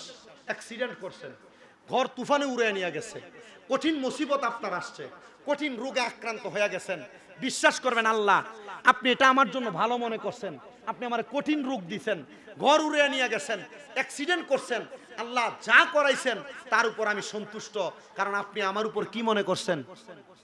কথা কয় না তো, ভালো মনে করছেন। আবার আল্লাহ আপনার অসংখ্য সম্পদ দিছে যা আপনি আশা করেন না। আল্লাহ আপনার অসংখ্য টাকা পয়সা দিছে যা আপনি আশা করেন না। রাস্তা দিয়ে চলতেছেন, আল্লাহ তাআলা হঠাৎ করে এমন একজন ব্যক্তির সাথে সাক্ষাৎ করে দিছে যার মাধ্যমে আপনি লাখ টাকার মালিক হয়ে গেছেন। আপনি এমন পাওয়ার টাকা পয়সার মালিক হওয়ার যোগ্য না। আল্লাহ কয়, বান্দা আমি খুশি হইলে অযোগ্য মানুষকে যোগ্যতার আসন দান করি। সুবহানাল্লাহ, জোরে পড়বেন না? বলেন তাইলে এটা কি? কথা কয় না তো, এটা কি? আরেকটা কথা মনে রাখবেন, তাকদীরের ভালো মন্দ কথা সত্য। পৃথিবীতে অনেক মানুষ টাকা ইনকাম করে, কারোরটা হালাল, কারোরটা আস্তে কয়, কারোরটা হালাল, কারোরটা হারাম। হারাম টাকা লাখ লাখ টাকা কামাই করে দেখবেন রাতকে আরামে ঘুমাইতে পারে না। আবার দেখবেন দৈনিক সারাদিন রিক্সা চালায়, কামাই করে 300, 400, 500, এর মতো আনন্দে আর আরামের ঘুম দুনিয়ার কেউ ঘুমাইতে পারে না।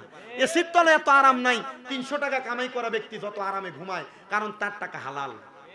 কথা কন না, তার টাকা কি হালাল। এজন্য তাকদীরের প্রতি বিশ্বাস রাখবেন। আল্লাহ যেটা আপনার জন্য ভালো মনে করছে আল্লাহ সেটাই করছে। আল্লাহ আমরা এটাই চাই যেটা আপনি আমাদেরকে নির্ধারণ করে দিয়েছেন। আল্লাহ কবুল করেন, জোরে পড়েন আমিন, আর মুহাব্বতে কন না আমিন। ওয়াল কদরি খায়রি ওয়া শাররিহি, সর্বশেষ 7 নাম্বার, ওয়াল বাসি বাদাল মাউত। এ আল্লাহ তাআলা আপনাকে দুনিয়াতে জন্মগ্রহণ করাইছেন, এ আল্লাহ আবার আপনারে মৃত্যুবরণ করাইব। আবার মৃত্যুবরণ করার পর ওয়াল বাসি বাদাল মাউত, মৃত্যুর পর আবার উত্তোলন করবে। সেই তকদির আল্লাহ যে আপনাকে উঠাইবে, সেটার প্রতি আপনাকে বিশ্বাস রাখা লাগবে। যে আপনি দুনিয়াতে যেমন খুশি তেমন ফুর্তি করতেছেন, আপনি মনে করতেছেন মরার পর দেহ গলে যাবে, মরার পর শরীর নষ্ট হয়ে যাবে, মনে হয় কবরে যাওয়ার পর আমার আর কোনো হিসাব নাই। না না না, আমার আল্লাহ তাআলা জানায়া দেয়, বান্দা ওয়াল বাসি বাদাল মাউত, যখন তোমার মৃত্যুর পরে তোমারে উত্তোলন করা হবে, আমি আল্লাহ তাআলা বিশাল একটা হাসরের ময়দান সাজাইব। ওই হাসরের ময়দান যখন আমি আল্লাহ তাআলা সাজাইব, হাসরের ময়দানে বাবা যেমন ভাবে উঠবে, মা তেমন ভাবে উঠবে, সন্তান তেমন ভাবে উঠবে, এলাকার সব মানুষ একরকম ভাবে উঠবে। ইয়া রাসূলুল্লাহ, নবী গো, মানুষগুলা হাসরের ময়দানে কেমনে থাকবে? আমার নবী বলেন, হাসরের ময়দানে মানুষগুলা এমন ভাবে থাকবে, তাদের শরীরের মধ্যে কোনো জামা কাপড় থাকবে না, একবার উলঙ্গ অবস্থায় হাসরবাসীরা হাসরের ময়দানে উঠে যাবে।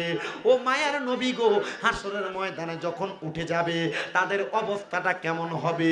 বলে একবারে হাতের এক বিঘত উপরে আল্লাহ তাআলা এক এক করে 12টা সূর্যের তাপ তাদের মাথার মধ্যে দিবে। তাদের মগজগুলা টকবক করে করে ফুটে ফুটে তাদের কান দ্বারা, তাদের নাক দ্বারা, তাদের চোখের গালিচা দ্বারা, তাদের জিহ্বা দ্বারা, মুখ দ্বারা তাদের চোখ, তাদের মগজগুলা বেয়ে বেয়ে পড়বে। আল্লাহর নবী বলে, হাসরের ময়দানে মানুষগুলা তাদের চোখগুলা একবারে সূর্যের দিকে তাকায়া তাকায়া রাখবে। তারা যখন উপরের দিকে তাকায়া থাকবে, হাসরবাসীরা উলঙ্গ, মা উলঙ্গ, সন্তান উলঙ্গ, বাবা উলঙ্গ, কেউ কি কাউকে দেখবে না। আরে কেউ কারোর দিকে তাকাইবো দূরের কথা, তারা নিজের নফসি নিজে নিজে করবে। হাসরের ময়দানে তারা সুন্দর করে দাঁড়িয়েও থাকতে পারবে না। এমন অনেক মানুষ থাকবে, হাসরের ময়দানটা ঘামের সাগর, একবারে অতুল গহব্বর থাকবে। মানুষের হাঁটু পরিমাণ ঘাম থাকবে, কারোর নাভি পরিমাণ ঘাম থাকবে, আবার কারোর বুক পরিমাণ কেউ ঘামের সাগরে সাঁতার কাটবে। নবী গো, এমন মানুষদের পরিচয় দেন না। আল্লাহর নবী কয়, তারা কেউ না, তাদের পরিচয় হলো ইন্নাল্লাযীনা কাফারু মিন আহলিল কিতাবি ওয়াল মুশরিকিনা। তারা এমন মানুষ নিশ্চয় যারা কুফরি করে। কুফরি কোনটাকে বলে? আল্লাহর সঙ্গে শিরিক করা, নবীর শানের উপর কারোর শান উঠে দেওয়া, নবীর সঙ্গে বেয়াদবি করা, এগুলা কুফরি। নবীর শানের ব্যাপারে বাজে মন্তব্য করা কুফরি। এমন কুফরি যারা করে, কোরআন অবমাননা যারা করে, আল্লাহ অবমাননা যারা করে, হাসর মিজান ফুলসিরাতকে যারা অবমাননা করে, তারা কুফরি করে। আর কুফরি যারা করে তারা কাফের হয়ে যায়। আল্লাহর নবী কয়, ইন্নাল্লাযীনা কাফারু মিন আহলিল কিতাব, এবং যারা আহলে কিতাবের অন্তর্ভুক্ত। আহলে কিতাব কারা? তাদের পরিচয় কি?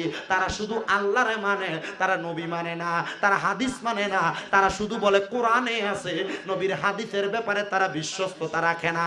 বাংলাদেশে এখনো কুমিল্লার এই সাইডে আহলে কিতাব আসে নাই। যদি আসে রে বাবা, আপনাদের কাছে এমন কথা বলে বলে আপনার ঈমান হরণ করার চেষ্টা করবে। এই জন্য আহলে কিতাবদের থেকে আমাদেরকে দূরে থাকতে হবে। নবী রাহমাতুল লিল আলামিন নবী আমার বলে, উম্মতের দলেরা শুনে রাখো, দুনিয়ার উম্মতের দলেরা, আল্লাহ তাআলা ওই আহলে কিতাব যারা, তাদেরকেও কঠিন শাস্তি দিবে। মিন আহলিল কিতাবি ওয়াল মুশরিকিনা, এবং যারা শিরিক করে, আল্লাহ তাআলা কাউকে সেজদা দেয়, আল্লাহ তাআলা কারোর কাছে চায়, আল্লাহ তাআলা কারোর উপাসনা করে, ওই ব্যক্তি যারা ওয়াল মুশরিকিনা ফি নারি জাহান্নাম খালিদিনা ফিহা, তাদেরকে আমার আল্লাহ তাআলা জাহান্নামের মধ্যে রাখবে। শুধু একদিন দুই দিন না, আল্লাহর নবী বলেন জাহান্নামের মধ্যে খালিদিনা ফিহা, চিরস্থায়ী বাসিন্দা হয়ে থাকবে। এ মুসলমান, আল্লাহর নবী শুধু এই কথা বলেন না, আল্লাহর নবী আল্লাহর কোরআন থেকে বলতেছে, উলাইকা হুম শাররুল বারিয়া, এরা হইল দুনিয়ার সবচাইতে নিকৃষ্ট ব্যক্তি, বাদী ব্যক্তি। পয়গম্বরের আম্মা জান, যার নাম হলো হযরতে মরিয়ম আলাইহিস সালাতু ওয়াস সালাম, জিনার সন্তানের নাম হলো নবী হযরত ঈসা পয়গম্বর। হযরতে মরিয়ম আলাইহিস সালাতু ওয়াস সালাম বলেন, মানুষ আমারে বাজে মন্তব্য করতেছে। আমি মরিয়ম যখন মানুষের কাছে আল্লাহ তাআলার ওয়াহদানিয়তের দাওয়াত দেই, মানুষ আমি মরিয়মকে পাগল বলে বলে খেপায়। আমি মরিয়ম ইসলামের দাওয়াত দেই, আমি মরিয়মকে মানুষ বাজে কথা বলে। এগো আমার পর্দার অন্তরালের মা বোনেরা, তোমরা নামাজ পড়লে তোমাদের জালেরা তোমাদেরকে বিভিন্ন ভাবে কথা বলে। দেখবেন আমাদের সমাজে কোনো মানুষ যদি নতুন নতুন মসজিদে যায়, সে টুপি মাথায় দিয়ে রাস্তায় বের হলে মানুষকে কি নতুন করে মসজিদে আইতেছে নতুন মুসল্লি, টিটকারি করে টাসকারি করে। বাবাজি এমন কর্ম করেন না, এটা করার কারণে কবিরা গুনাহ হবে। আর যারা কবিরা গুনাহ বেশি বেশি করে তাদের হায়াত কমে যায়। কেউ যদি নতুন করে মসজিদে যায় তারে সম্মান দিবেন, পারলে এক কাপ চা খাওয়া বলবেন তুই মসজিদে আসোস আমরার কাছে ভালো লাগে, তুই ভালো কাজ করস আমাদের কাছে ভালো লাগে। কিন্তু আমরা এটা করি না, আমরা মানুষকে টিটকারি করে বাজে মন্তব্য করে মানুষকে আমাদের থেকে দূরে সরাইয়া দেই। আল্লাহর নবী রহমতের নবী বলতেছেন, এ দুনিয়ার মানুষের দলেরা, তোমরা মানুষকে দুনিয়া এবং আখিরাতের মধ্যে ভালো কাজের দাওয়াত দাও। মানলাম ইয়া রাসূলুল্লাহ, ও নবী গো, তাহলে ভালো কাজের দাওয়াত দিলে আল্লাহ তাআলা জান্নাত দিবে? বলে হ্যাঁ। এবার নবীজি রাহমাতুল লিল আলামিন নবীর পর পূর্ববর্তী জামানায় ঈসা নবীর আম্মা বলেন, আমি মানুষকে এক আল্লাহর দাওয়াত দেই, আপনারা কেউ জবান বন্ধ রাখেন না, জবান ছেড়ে দিয়ে বলেন আমাদের আল্লাহ কয়জন? কথা কয় না, আল্লাহ কয়জন? ডান হাত তুলে বলেন কুল হুয়াল্লাহু আহাদ, বলেন কুল হুয়াল্লাহু আহাদ, বলেন আল্লাহ এক। আল্লাহ নবীরে দিয়া সাক্ষী দেয়, একবার জবান খুলে জোরে কোন আল্লাহ, ওই আল্লাহ এক। মরিয়ম আলাইহিস সালাতু ওয়াস সালাম বলে, জগতের মানুষ, আমি মানুষকে দাওয়াত দিতে লাগলাম আল্লাহ এক, মানুষও মানতে লাগলো আল্লাহ এক। কিন্তু অনেক বেঈমানেরা আমি মরিয়মকে আইসা টিটকারি করে। আমি মানুষকে বললাম, রে মানুষ, আল্লাহ যে তোমারে বানাইছে তুমি মানো? বলে না, আমরা মানি না, আমরা লাত এবং উজ্জার পূজা করব, আমরা মূর্তির পূজা করব। আমার আল্লাহর নবীজি রাহমতের নবীজির আম্মা জান হযরত মরিয়ম ডাক দিয়া কয়, জগতের মানুষ, তোমরা যে এমন ভাবে আমার আল্লাহ তাআলাকে অস্বীকার করো, তোমরা কি জানো না আমার আল্লাহ তাআলা তোমাদের জন্য যন্ত্রণাদায়ক শাস্তি রেডি করে রাখছে? আল্লাহর নবী রাহমাতুল লিল আলামিন নবীজি, মদিনার কামলিওয়ালা দয়াল নবী, আমার নবী ডাক দিয়া কয়, জগতের মানুষ, ও দুনিয়ার মানুষের দলেরা, জানো রে হযরত মরিয়ম আমার আল্লাহরে মানুষের কাছে দাওয়াত প্রচার করার জন্য, আল্লাহর ব্যাপারে মানুষকে বিশ্বাস করানোর জন্য যখন দাওয়াত দিতে যায়, আমার মরিয়ম রে মানুষ বড় কষ্ট দিয়েছে, আমার মরিয়ম রে মানুষ বড় আঘাত দিয়েছে। মরিয়ম দয়া কয়, ও দুনিয়ার মানুষ রে, আমার আল্লাহ তোমারে বানাইছে, আমার আল্লাহ তোমারে খাওয়ায়, আমার আল্লাহ তোমারে পড়ায়, তোমরা কেন আল্লাহর ইবাদত করো না? তারা কয়, আমরা মানি না, আল্লাহ যদি আমাদেরকে দুনিয়াতে বানায় তো আমরা তো মা বাবার মেলামেশার কারণে দুনিয়াতে আসছি। না না না, মা বাবার মেলামেশাতে দুনিয়াতে আসো নাই, আমার আল্লাহ যদি না চায় তুমি কখনো তোমার মার উদরে আসতে পারবে না। আরে এমন অনেক মানুষ এই অরণ্যপুর এলাকায় আছে যারা 10 বছর 15 বছর হয়ে গেছে তাদের সন্তান হয় না, 5-7 বছর হয়ে গেছে সন্তান হয় না। আরে স্বামী স্ত্রীর মেলামেশায় যদি সন্তান হইতো তাহলে আমার আল্লাহ তাআলার কুদরত বুঝতা না, আমার আল্লাহ যদি কবুল না করে কখনো সন্তান পাইতা না। হযরত মরিয়ম কয়, দুনিয়ার মানুষ, আমার আল্লাহ তোমরারে বানাইছে এই কথাটাই সত্য। ও দুনিয়ার মানুষ, আমি তোমাদের কাছে এটার একটা প্রমাণ দিয়া দিব। মানুষ কয়, ঠিক আছে মরিয়ম, তোমার প্রমাণ চাই, জোরে কন্যা মারহাবা। আল্লাহর কাদের পক্ষে যদি কোনো মানুষ প্রমাণ দিতে যায়, তার পক্ষের মানুষ দেখবেন অটোমেটিক তৈরি হয়ে যায়। মরিয়ম কয়, আল্লাহ, ও আল্লাহ, আমি তো তারারে চ্যালেঞ্জ করলাম, আমি তারারে তোমার ওহদানিয়তের প্রমাণ দিব। আল্লাহ, কেমনে তারারে আমি প্রমাণ দিতাম, তুমি একবার আমারে বলো না।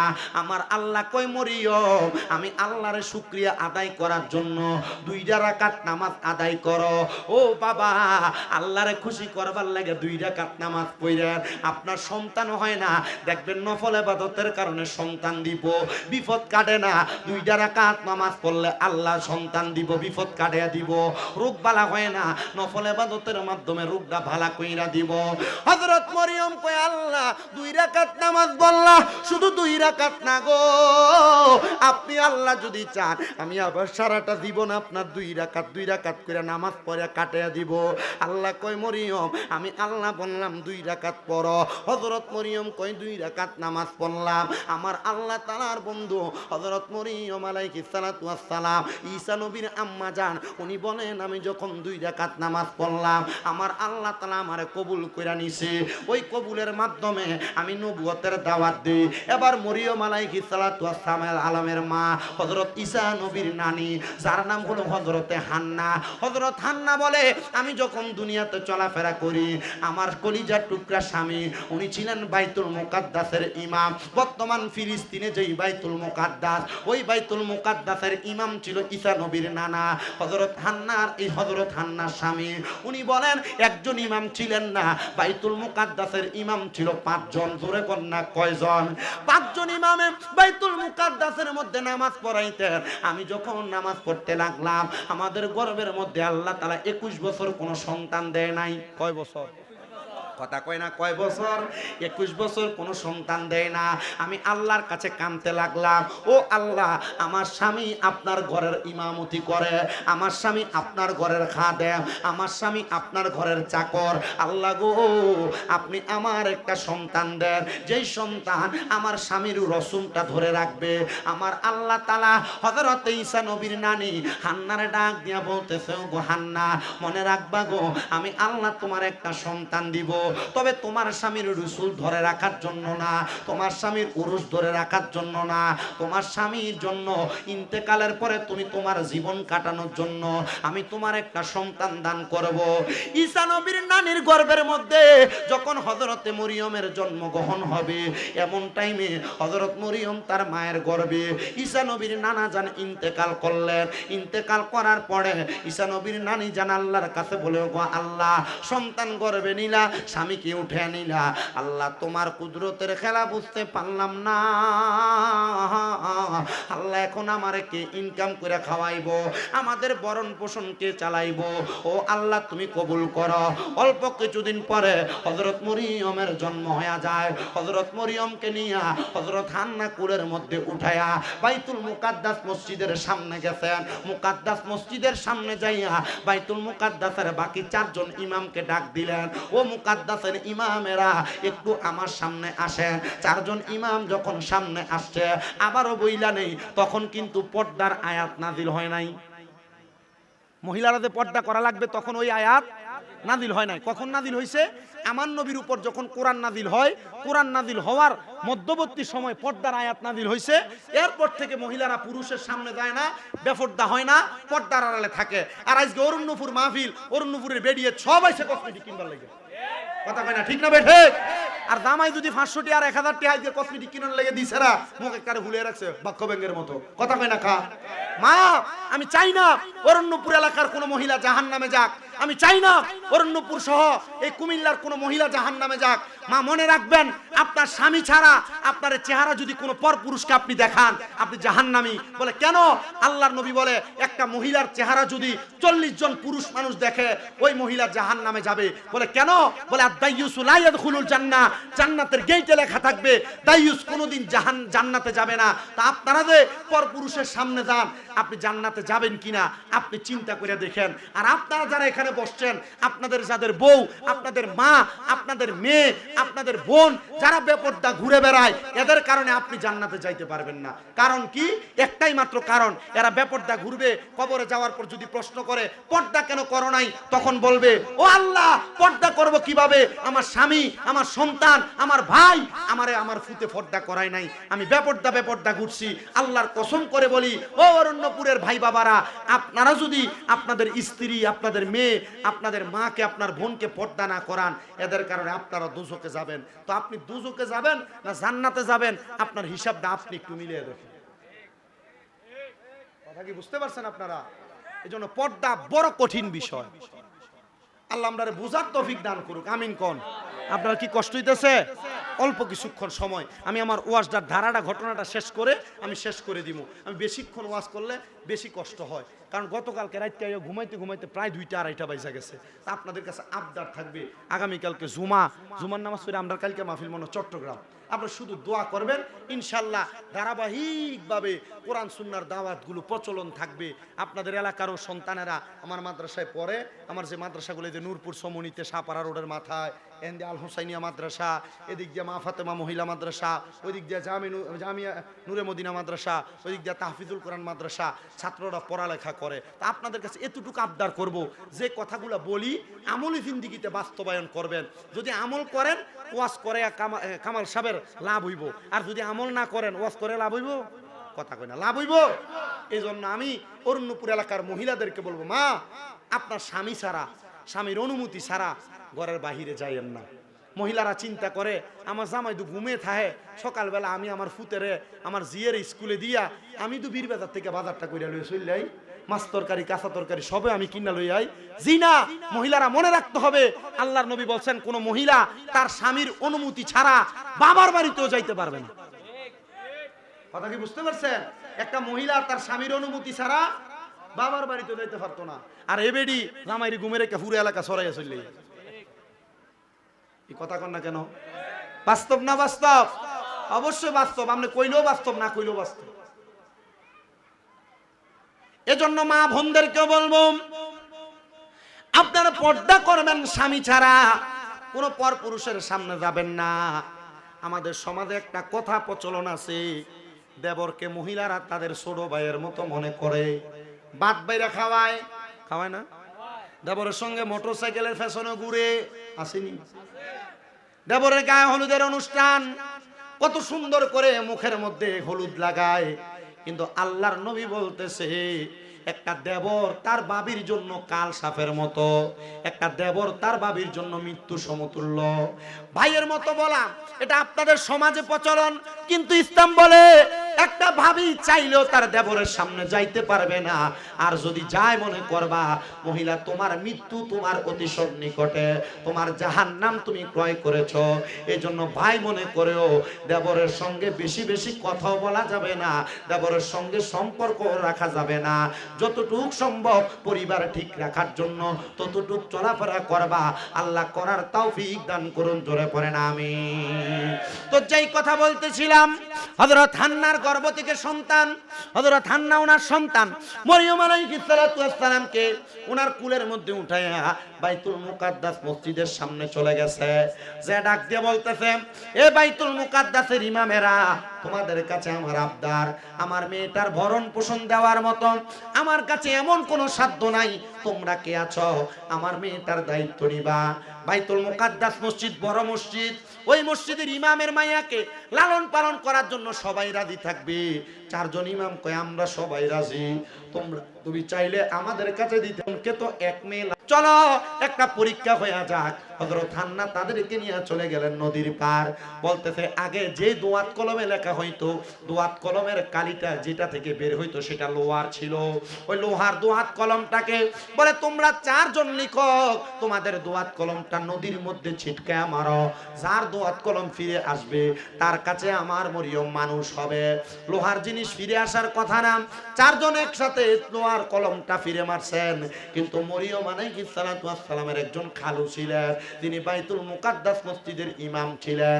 তিনি বলেন, ওই লোহার কলমটা সাথে সাথে আমার কাছে ফিরে আসছে।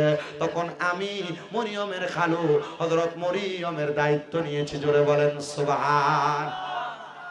হযরত মরিয়মকে লালন পালন করে বাইতুল মুকাদ্দাস মসজিদের পাশেই তার জায়গা করে দেওয়া হইল। কিন্তু ওই জায়গার মধ্যে একজন লোক ছিল যার কাজ ছিল সে এলাকার সুন্দর সুন্দর মহিলাদেরকে টার্গেট করতেন। যাদেরকে তার ভালো লাগতো সে তাদের সঙ্গে অবৈধ সম্পর্ক করতেন, মেলামেশা করতেন। আল্লাহর নবী রহমতের নবী বলেন, যারা এমন জিনা ব্যভিচারের সাথে লিপ্ত, নিজের স্ত্রী থাকার সত্ত্বেও পর স্ত্রীর দিকে নজর দেয়, অন্য কোনো মেয়েদের দিকে নজর দেয়, আল্লাহর নবী বলতেছেন দুনিয়ার মানুষ তারা জিনাকারী, তাদেরকে জাহান্নামের মধ্যে কঠিন শাস্তি দেওয়া হবে। ইয়া রাসূলুল্লাহ, কেমন শাস্তি? এ বাবা, যারা এমন পরকীয়ার মধ্যে মধ্যে লিপ্ত আছো, সাবধান হয়ে থাকো। ঘরে স্ত্রী থাকার পরে অন্য কোন নারীর দিকে যারা নজর দাও, আল্লাহর নবী বলতেছে তাদের লজ্জাস্থানের মধ্যে আগুনের গরম রড লাগাইয়া দিয়ে তাদেরকে আগুনের মধ্যে সেক দেওয়া হবে। এ পর্দার অন্তরালের মহিলারা, তোমরা যারা স্বামী থাকার পরেও এমন ভাবে অবৈধ সম্পর্কে লিপ্ত আছো, তোমাদেরকেও মনে রাখতে হবে এটার কারণে আল্লাহ তাআলার জাহান্নামের আগুনের মধ্যে তোমাকে জ্বলা লাগবে। আল্লাহর নবী বলে একটা মহিলা চারটা কাজ করলে জাহান্নামে যাবে, এক জান্নাতের মধ্যে যাবে। এক নাম্বার, ওই মহিলা যদি তার স্বামীর বাধ্যগত হয়ে চলাফেরা করে, নামাজ রোজা করে। তৃতীয়ত, তার মা বাবা তার স্বামী শ্বশুর শাশুড়ি খেদমত করে। আর ওই মহিলা যদি পর্দা করে, এই চারটা কাজ করলে মহিলা জান্নাতে যাবে। আর একটা হাদিসের মধ্যে কয়, কোন মহিলা যদি তার জিহ্বা এবং লজ্জাস্থানের হেফাজত করে, ওই মহিলা জান্নাতে যাবে। এই জন্য আমার মা বোনেরা, যুবক ভাইরা, জিহ্বা এবং লজ্জাস্থানের হেফাজত করবা। নিজের স্ত্রী ছাড়া অন্যদের সঙ্গে মিলিত হওয়ার চেষ্টা করবা না। এটা জিনা ব্যভিচার, এটার হেফাজত না করলে আল্লাহ তাআলার জাহান্নাম তোমার জন্য অবধারিত। তিরমিজি শরীফের মধ্যে আল্লাহর নবীর হাদিস ঘোষণা। নবী আমার বলতেছেন পরবর্তী জায়গায়, শুধু তাই নয়, কোন মানুষ যদি দুনিয়ার জমিনে থাকা অবস্থায় বিবাহের পূর্ব মুহূর্তে কোন নারীর সঙ্গে মিলিত হয়ে যায়, এটার কারণে ওই মানুষ জাহান্নামে চলে যাবে। এবার আসেন আমার ভাইয়েরা, হযরত মরিয়ম বলেন, আমার দিকে ওই বাজে মানুষটা বাজে নজরে নজরে তাকায়। যখন আমার দিকে বাজে নজরে তাকায়, তখন আমি একদিন দুপুর বেলা গোসল করে আমার ঘরে প্রবেশ করতেছি। ওই হাসানি নামক লোকটা আমার ঘরের সামনে দাঁড়ায়া আমার দিকে বাজে নজরে নজরে তাকায়। তখন আমি তাকে বললাম, তুই আমার ঘরের মধ্যে প্রবেশ করিস না। এমন টাইম আমি দেখতে পাইলাম হঠাৎ করে আসমান থেকে একটা ঝড়ো হাওয়া নিচের দিকে নামছে। আর ওই ব্যক্তি আমার সামনে থাইকা একটা বাতাসের মতো বাড়ি খায়া দেয়ালের সাথে ধাক্কা লাইগা মাথা ফাইটা নিচে পড়ে ইন্তেকাল করেছে। হযরত মরিয়ম বলে, আমি তো মানুষকে বলেছি আল্লাহ তাআলা আমাদেরকে বানায় এটার সাক্ষী প্রমাণ দিয়ে দিব। এমন টাইমে আল্লাহ তাআলার ফেরেশতা আমি মরিয়মের ঘরের দরজার মধ্যে দাঁড়ায় গেছে। আমার ঘরের দরজায় দাঁড়ায় ডাক দিয়া কয়, আসসালামু আলাইকুম ইয়া মরিয়ম। যখন আমারে সালাম দেয়, আমি সালামের জবাব দিলাম। আর প্রশ্ন করলাম, মান আনতা, কে আপনি? আমাকে উনি জবাব দেয়, আমি কইলাম আল্লাহ তাআলার ফেরেশতা, যার নাম হলো মুআল্লিমুল মালায়েকা। আমি কইলাম হযরত জিবরাইল আলাইহিস সালাতু ওয়াস সালাম। ইয়া জিবরাইল, আপনি কেন আমার ঘরের দরজার মধ্যে আগমন করলেন? জিবরাইল ডাক দিয়া বলতেছে, অন্য কোনো কারণে আসি নাই। আল্লাহ বলেছে আল্লাহ তাআলার ওয়াহদানিয়ত, আল্লাহ তাআলার তাওহীদের দাওয়াত দেওয়ার জন্য, সাক্ষী দেওয়ার জন্য। তোমার কাছে নাকি মুনাফিকরা প্রমাণ চায়, আসো আমার সামনে আসো। হযরত মরিয়ম জিবরাইলের সামনে দাঁড়াইলেন। জিবরাইল বলে, ও মরিয়ম, তুমি তোমার জবানটাকে একটু হা করো, মেরে ফেলো। হযরত মরিয়ম তার জবানটাকে মেরে ফেললেন। জিবরাইল তার মুখের মধ্যে একটা ফুৎকার যখন করলেন, হযরত মরিয়ম বলে, ওই ফুৎকারের সাথে সাথে আমার গর্ভে আল্লাহ তাআলা একটা সন্তান দান করে দিয়েছে। বলেন সুবহানাল্লাহ। এলাকার মানুষ হযরত মরিয়মকে বাজে বলা শুরু করলেন। এ মরিয়ম কি করলাম? স্বামী নাই, বিবাহ হয় নাই, পেটে সন্তান আসে কিভাবে? বলে, এটা আমার আল্লাহর কুদরত। আল্লাহ চাইলে স্বামী ছাড়াও সন্তান দিতে পারেন। মারহাবা কর। তবে এই যুগে চলে না। এই যুগে যদি স্বামী ছাড়া সন্তান আসে, মানুষ এটাকে জিনাখোর মহিলা বলে ডাকবে। কথা কোন না ঠিক কিনা? শুনেন আমার বাবারাম, হযরত মরিয়মকে মানুষ বাজে কথা বলে, মন্দ কথা বলে। হযরত মরিয়ম বলে, বাজে কথা মন্দ কথাগুলা শুনে শুনে আমি মরিয়ম আল্লাহর কাছে নামাজ পড়ে পড়ে দোয়া করি, আল্লাহ মানুষ আমারে বাজে বলে, মন্দ বলে, আমার কাছে ভালো লাগে না। ও আল্লাহ, তুমি আমারে কবুল করে নাও। আমি মরিয়মকে মানুষ যে বাজে বলে, এটা আমার কাছে বড় বোঝা বোঝা মনে হয়। হযরত মরিয়মের গর্ভ থেকে অল্প কিছুদিন পর সন্তান আগমন করলো, ঈসা পয়গাম্বর। মানুষ এলাকার সব একসাথে মরিয়মের ঘরের দরজায়, এ মরিয়ম, যে সন্তানের বাবা নাই, এই সন্তান দুনিয়ায় থাকতে পারবে না। কেউ বলে এই সন্তানকে জীবিত অবস্থায় মাটিতে গাড়ায় ফেলো, কেউ বলে এই সন্তানকে জীবিত অবস্থায় আগুনের মধ্যে ফেলে দাও। হযরত মরিয়ম কয়, আল্লাহ, যেই সন্তানকে আমি জন্ম দিলাম, এই সন্তান যদি আমার চোখের সামনে মেরে ফেলা হয়, আমি মরিয়ম মানতে পারবো না। আল্লাহ গো, ফরিয়াদ তোমার দরবারে, তুমি আমার সন্তানটারে আল্লাহর হস্তে বাঁচাইয়া দাও। আল্লাহ কয়, মরিয়ম, আবারও আমার শুকরিয়া আদায় করে 2 রাকাত নামাজ পড়ো। যত জায়গায় আল্লাহর শুকরিয়া, তত জায়গায় 2 2 রাকাত নামাজ। হযরত মরিয়ম 2 রাকাত নামাজ পড়লেন। এবার যখন হযরত মরিয়মের সন্তানকে তারা ছিটকে নিয়ে যাবে, তখন ওই সন্তান ডাক দিয়া কই, ওই এলাকার মানুষ রে, আমি কোনো অবৈধ সন্তান না, আমি আমার আল্লাহ তাআলার ফুৎকারে তৈরি, এই জন্য আমার নাম আল্লাহ রাখছেন ঈসা রুহুল্লাহ। জোরে বলেন সুবহানাল্লাহ। হযরতে মরিয়ম আলাইহিস সালাতু ওয়াস সালাম কই, আল্লাহ আমার সন্তান যেহেতু আপনি এখন প্রমাণ করে দিয়েছেন, নবজাতক সন্তান জন্ম নেওয়ার পর কেমনে কথা বলে, তার মানে বোঝা যায় আল্লাহ চাইলে একদিনে জন্ম নেওয়া সন্তানরেও কথা বলাইতে পারে, ক্ষমতা আল্লাহর আছে না নাই? আস্তে কথা কয়, জোরে কোনে আছে না নাই? মুসলমান ইমামদারেরা, আজকেও বিকালবেলা আমার মাদ্রাসায় একটা ছাত্র আসছে কচুয়া থেকে, তার মা তারা ডাক্তার দেখে আমার কাছে নিয়ে আসছে, হুজুর আমার বড় শখ আপনার মাদ্রাসায় অনেক ছাত্র, এই ফোলাটারে আপনার মাদ্রাসায় পড়াইতাম। আমি কইলাম পড়ান, এটা ভালো কথা, সন্তান মাদ্রাসায় পড়বে। আমি তার জিজ্ঞাইলাম তোমার নাম কি? সে আমার মুখ খুইলা তার নামটা বলতে তার কষ্ট হয়। দেখবেন এলাকার মধ্যে মানুষ বালা ফোলাটারে মাদ্রাসায় ভর্তি করায় না, যেটা ল্যাংড়া লুলা আতুরে এটারে নিয়ে মাদ্রাসায় ভর্তি করায় না, না না, যেটা একটু সুন্দর দেখতে, স্বাস্থ্যকর, ভালো দেখতে, এটারে মাদ্রাসায় পড়াইবেন। বাবা মনে রাখবেন, মাদ্রাসার পড়া কিন্তু এত সহজ না। মনে করেন স্কুল ভার্সিটিতে কলেজে পড়লে মনে হয় এত সোজা পড়ালেখা, কঠিন পড়ালেখা। মাদ্রাসার ছাত্র যেমন বাংলা পড়ে, স্কুলের ছাত্র তেমন বাংলা পড়ে, স্কুলের ছাত্র যেমন ইংরেজি পড়ে, মাদ্রাসার ছাত্র তেমন ইংরেজি পড়ে। স্কুলের ছাত্র যেমন ভাবে গণিত এবং সায়েন্সের সাবজেক্ট নিয়ে পড়ে, মাদ্রাসার ছাত্র সেম সাবজেক্ট নিয়ে পড়ে। কিন্তু মাদ্রাসার স্কুলের পার্থক্য হলো, মাদ্রাসায় কোরআন সুন্নাহ শিখায়, এটা বাড়তি, কিন্তু স্কুলের মধ্যে এগুলা পড়ায় না, কলেজে এগুলা পড়ায় না। এজন্য আপনাদের সবাইকে একটু মনে মনে চিন্তা করতে হবে, আমার দুনিয়া এবং আখিরাত সুন্দর করার জন্য আমাদের সবাইকে এক একজন সন্তানকে আলেম দ্বীন বানানোর প্রয়োজন। আলেম কমে গেছে বিদায়, হক্কানি আলেম নাই বিদায় সমাজের মধ্যে বিশৃঙ্খলা, কোরআন হাদিস মানুষ মানে না, মানুষ হারাম কাজ বাদে কাজগুলা নিয়ে ব্যস্ত থাকে। ওই সন্তান কথা বলতে পারে না। আমি জিজ্ঞাইলাম তো কথা বলতে পারে না, কম কম কথা বলে, তারে কেমনে মাদ্রাসায় পড়াইবেন? বলে হুজুর নিয়ত করছি ফোলাটা মাদ্রাসায় পড়ামু। হুজুর ফোলাটা মাদ্রাসায় পড়ানোর কারণে বালা হইয়া যায়। আমি তার হা করে দেখলাম, তার আলা জিব্বাটা মনে হয় তার উপরের জিব্বার সাথে লেগে আছে। আমি বুঝতে পারলাম হয়তো এই কারণে তার কথা বলতে কষ্ট হয়।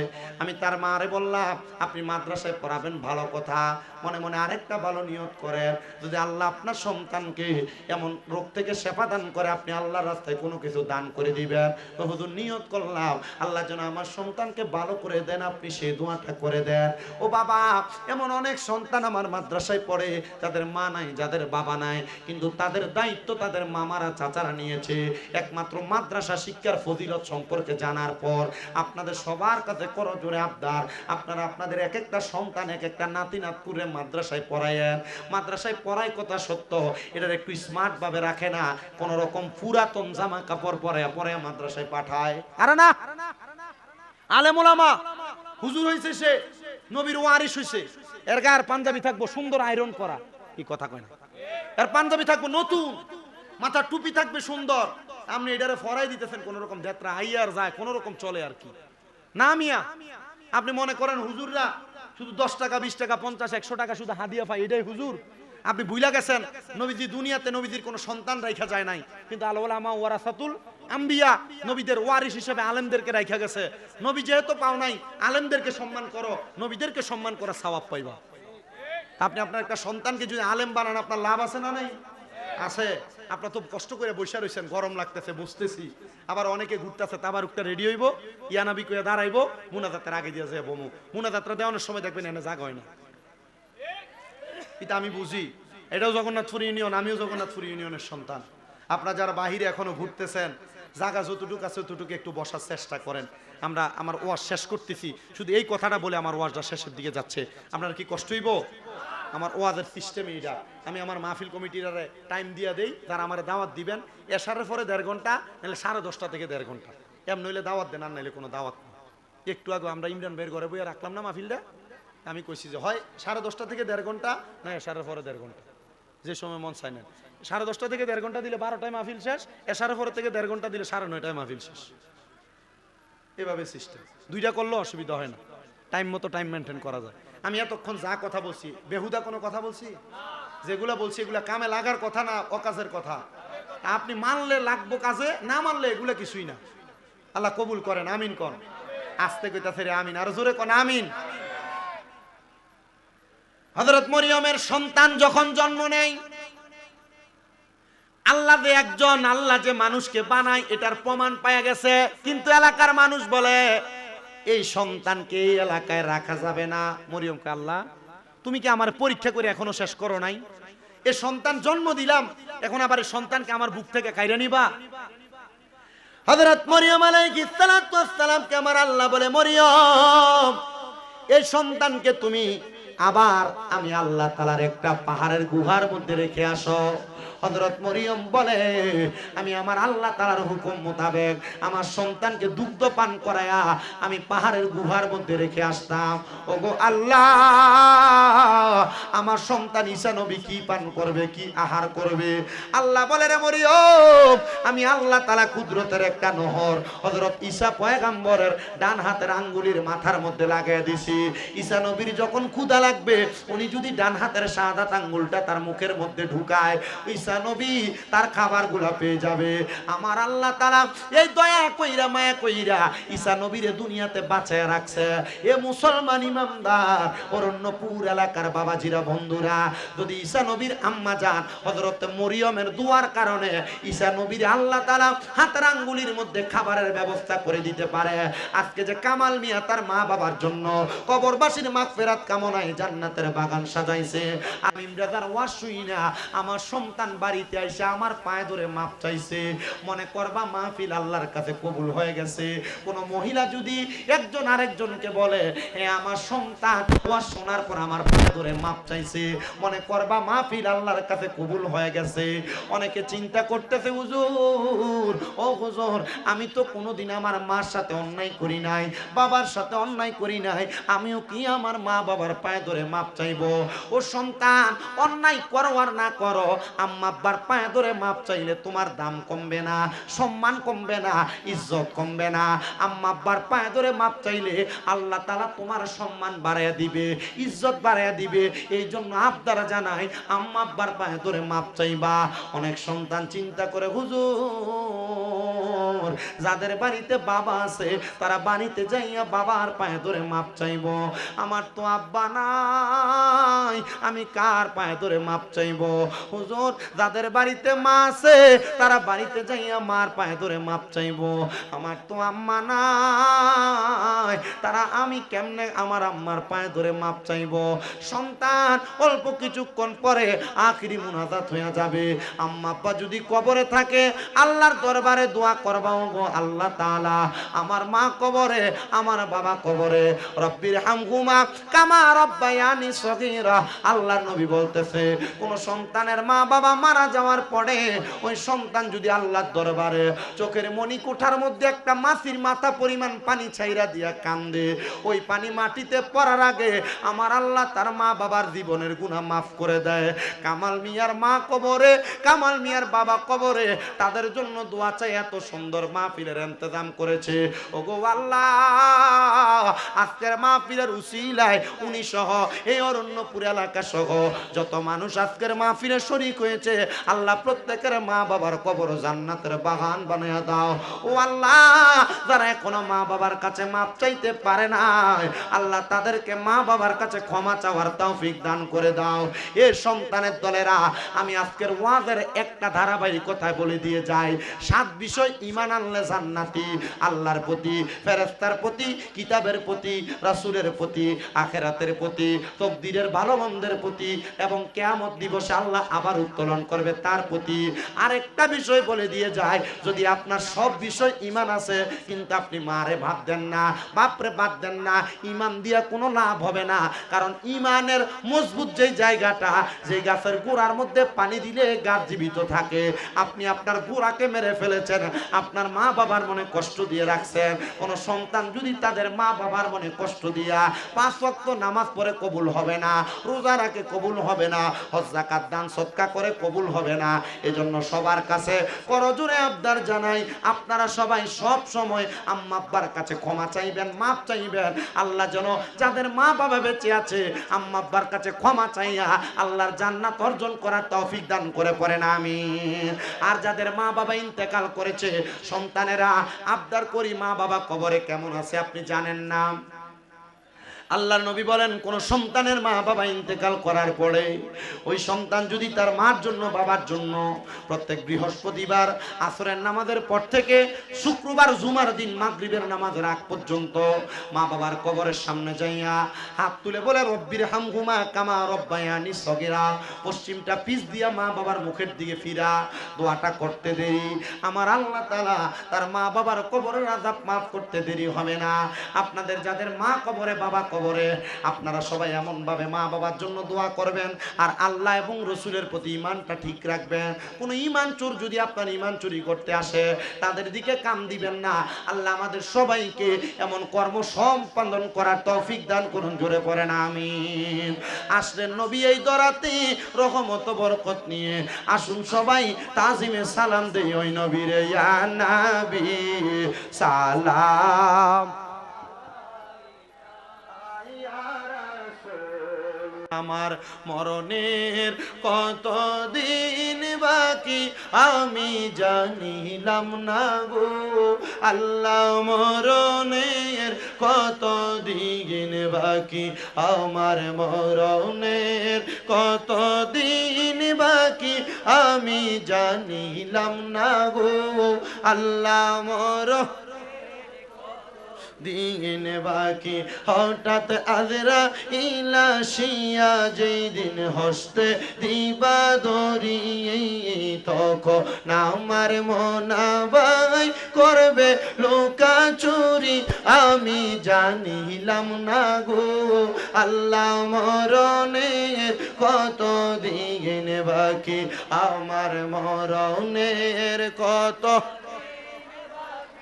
আমি জানিলাম না গো আল্লাহ, মরণের দিন বাকি আর হায়াত হইল হাতে বাইরে মৌত হইল পায়ে, যেই জায়গায় যার মরণ লেখা সেই জায়গায় সে মরে আমি জানিলাম না গো আল্লাহ, মরণের কত বাকি সবাই বলেন মরণের কত দিন বাকি আমি জানিলাম না গো আল্লাহ, মরণের কত দিন বাকি হঠাৎ আজরাইল আসিয়া যেই দিন হস্তে দিবা দরি তখন আমার মনা বাগাই করবে লোকা চুরি আমি জানিলাম না গো আল্লাহ, মরণের কত দিন বাকি আর 30 পারা কোরআন বাইরে মনে রাইখো তো কোন জায়গায় কোন হরফ লেখা রাখিও খবর আমি বুঝিলাম না গো আল্লাহ, মরণের কত দিন বাকি। আল্লাহ যেন কবুল করে, মরণের আগে ঈমান নসিব করে, জোরে কোন আমিন। আচ্ছা আরেকটা কথা বইলা নেই, তারা যে তাবারুক দিবে আপনারা হই হুল্লোড় করেন না, 1 নাম্বার। 2 নাম্বার, আপনারা যারা এখানে বসছেন এদিকে দে ওইদিকে দে বইলা হই হুল্লোড় করেন না। আমার একটা তাবারুক দেওয়ার সিস্টেম আছে, সারা বাংলাদেশে অসংখ্য ভক্ত আছে আমার, যারা আমার মাহফিলগুলোতে কখনো আজ পর্যন্ত তাবারুক নিয়ে মারামারি আর ফিরাফিরি হয় নাই। কেন হয় নাই? আমি আদব এবং শৃঙ্খলা বজায় রেখে দিছি। আপনারা 2, 3, 4 ওরা নিয়ে আসেন, 2 কাতার 3 কাতারে একজন একজন করে ঢুকবেন, তাবারুক তাড়াতাড়ি দেওয়া হয়ে যাবে। আপনারা আল্লাহর জিকির করবেন। আচ্ছা বলেন, আল্লাহর জিকিরের সময় কি কোনো বেয়াদবি চলে? আল্লাহর জিকিরের সময় কি কোনো খারাপ নাচানাচি চলে? আমার জিকিরের সিস্টেম, আল্লাহর জিকির হবে, আপনারা তাবারুক দিয়ে দিবেন। আল্লাহর জিকিরের মাঝখানে মাঝখানে তাবারুক নেবেন। কেউ যদি উল্টাপাল্টা করেন, নড়াচড়া করেন, আমি আপনাদের কাছে হাত জোর করে বলছি আপনারা উল্টাপাল্টা নড়াচড়া করবেন না। আপনাদেরকে একটা দাওয়াত দিচ্ছি, দাওয়াত। এই দাওয়াতটা আপনারা একটু মনোযোগ দিয়ে শোনেন। আগামী 23 তারিখ বাসগোড্ডা স্কুল মাঠে আমিও থাকবো। উপস্থিত থাকবেন প্রধান বক্তা হিসেবে আল্লামা পীর মুফতি গিয়াসউদ্দিন আত-তাহিরি সাহেব। উপস্থিত থাকবেন শাহপুর দরবার শরীফের আলা হযরত পীর সাহেব কেবলা, আলহাজ সৈয়দ শেখ শাহজাদা গোলাম মোহাম্মদ আব্দুল কাদের কাউকাব আল কাদেরী এবং অন্যান্য বহু উলামায়ে কেরাম উপস্থিত থাকবেন বাসগোড্ডা স্কুল মাঠে, কুমিল্লা শহরে। এটা আপনারা চিনেন, আপনাদের পাশে বাসগোড্ডা স্কুল মাঠ। আগামী 23 অক্টোবর আপনারা সবাই উপস্থিত থাকবেন। আপনাদের সবাইকে দাওয়াত করা হয়েছে। তার আগে সবাই একটু মহাব্বতে একবার সূরা ফাতিহা, 3 বার সূরা ইখলাস, কয়েকবার দুরূদ শরীফ পড়েন। আউযু বিল্লাহি মিনাশ শাইতানির রাজীম, বিসমিল্লাহির রহমানির রহিম।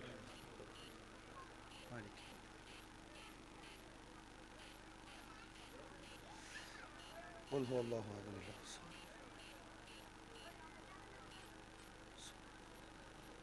قل هو الله احد الله الصمد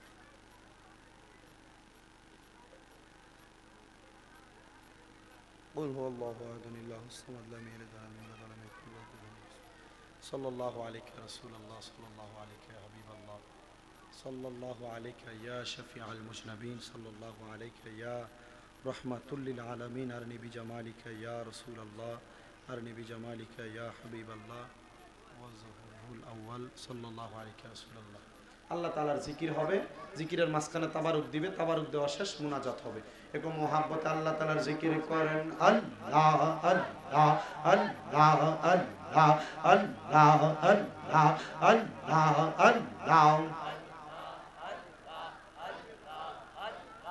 আল্লাহ আল্লাহ আল্লাহ আল্লাহ। এ মাইকেল লাইন দাও। আল্লাহ আল্লাহ আল্লাহ আল্লাহ আমার জায়গা হবে নিয়ে আমার মোরা লাশের লাইগা মসজিদের পাশে আমার কবর দিও কইরা আমার জায়গা হবে নিয়ে মারহাবা আল্লাহ আল্লাহ আমার জায়গা হবে নিয়ে আমার মোরা লাশের লাইগা মসজিদের পাশে আমার কবর দিও কইরা আমার জায়গা হবে নিয়ে মারহাবা আল্লাহ আল্লাহ। জগৎবাসী রে আমি তোমরা ছেলে সন্তান কয়দিনের লাগিয়া মরার পরে সবাই আমায় যাবে রে বলিয়া কষ্ট হইলে 3.5 হাত মাটি দিও কইরাই আমার জায়গা হবে নিয়ে মারহাবা আল্লাহ আমার জায়গা হবে নিয়ে আমার মোরা লাশের লাইগা মসজিদের পাশে আমার কবর দিও কইরা আমার জায়গা হবে নিয়ে মারহাবা আল্লাহ আল্লাহ। জগৎবাসী রে আমি যেই দিন যাব মারা দুনিয়া সারিয়া গায়ের জামা কাপড় সবই নিবে রেখো লিয়া সাদা মার্কেট কাপড় আমায় দিও রে পরাইয়া আমার জায়গা হবে নিয়ে মারহাবা আল্লাহ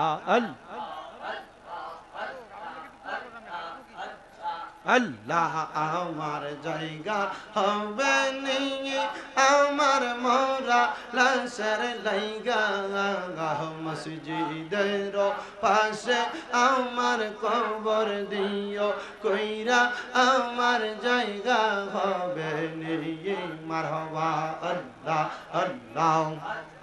মুর্শিদ মুর্শিদ কইরাই আমার ঘুমাসে না নয়নে মুর্শিদ মুর্শিদ কইরাই আমার ঘুমাসে না নয়নে আমার রে বলিবা গো মুর্শিদ কে মনে মারহাবা আল্লাহ আল্লাহ।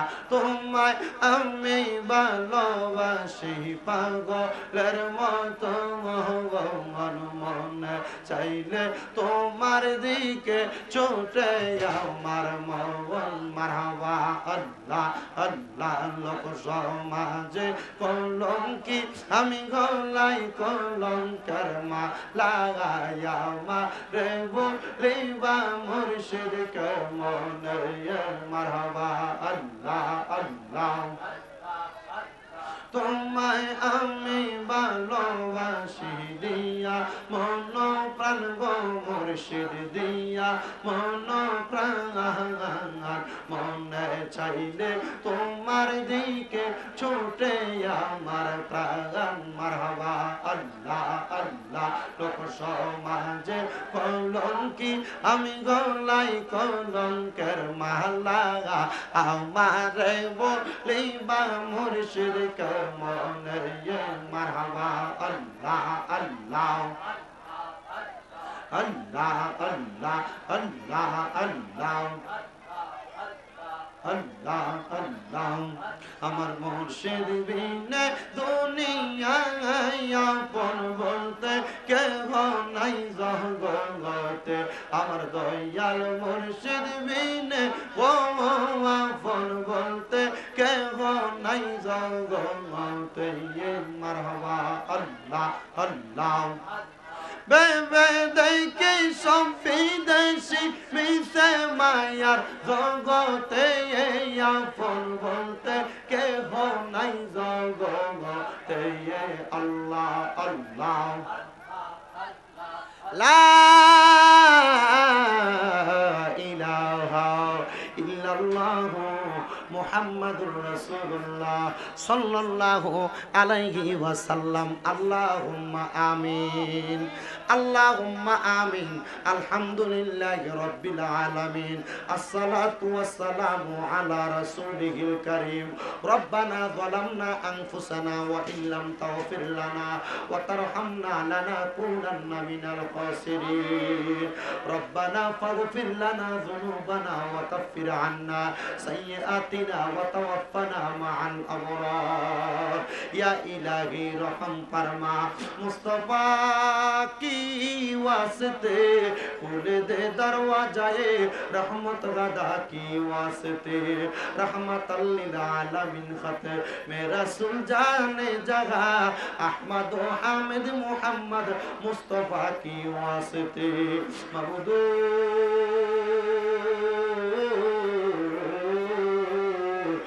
দয়াল আল্লাহ একটু রহমতের নজর করে তাকে দেখেন গো আল্লাহ এই অরণ্যপুর এলাকায় জনাব কামাল মিয়ার বাসভবনের মধ্যে মা বাবার জন্য দোয়ার ইন্তজাম কবরবাসীর মাগফিরাত কামনা কইরা এত সুন্দর কইরা জান্নাতের বাগান সাজায় আজকে আমার সঙ্গে উলামায়ে কেরাম দাড়ি পাকা মুরব্বি বাবারা যুবক নওজোয়ান ভাইয়েরা ছোট্ট ছোট্ট মাসুম বাচ্চারা পর্দার অন্তরালের আমার কত মা বোনেরা জীবনের গুনাহগুলা মাফ করানোর জন্য আল্লাহ তোমার শাহিন শাহী পাক দরবারে দুইটা হাত বাড়াইছে আল্লাহ তার হাত তোমার দরবারে মায়া লাগে পছন্দ হয় ওই হাতের উসিলায় আমরা প্রত্যেকের জীবনের গুনাহ মাফ কইরা আমরারে বেগুনাহ মাসুম বান্দা বানায়া দাও আল্লাহ আজকের মুনাজাতের হাদিয়া সোনার মদিনায় সবুজ গম্বুজের নিচে সোনালী রওজা পাকে আমার দয়াল নবীর দরবারে কবুল মঞ্জুর কর নবীর যত সাহাবায়ে কেরাম তাবিন তাবে তাবিন খোলাফায়ে রাশিদিন সলফে সালেহিন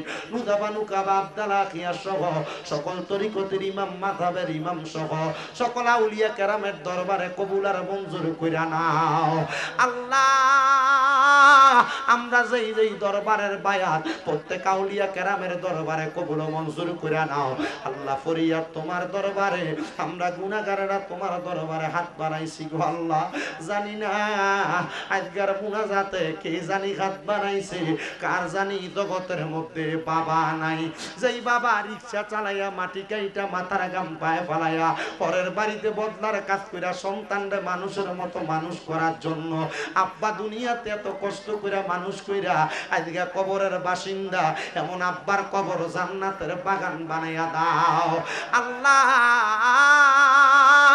কে জানি হাত বাড়াইছে, কার জানি দুনিয়াতে মা নাই।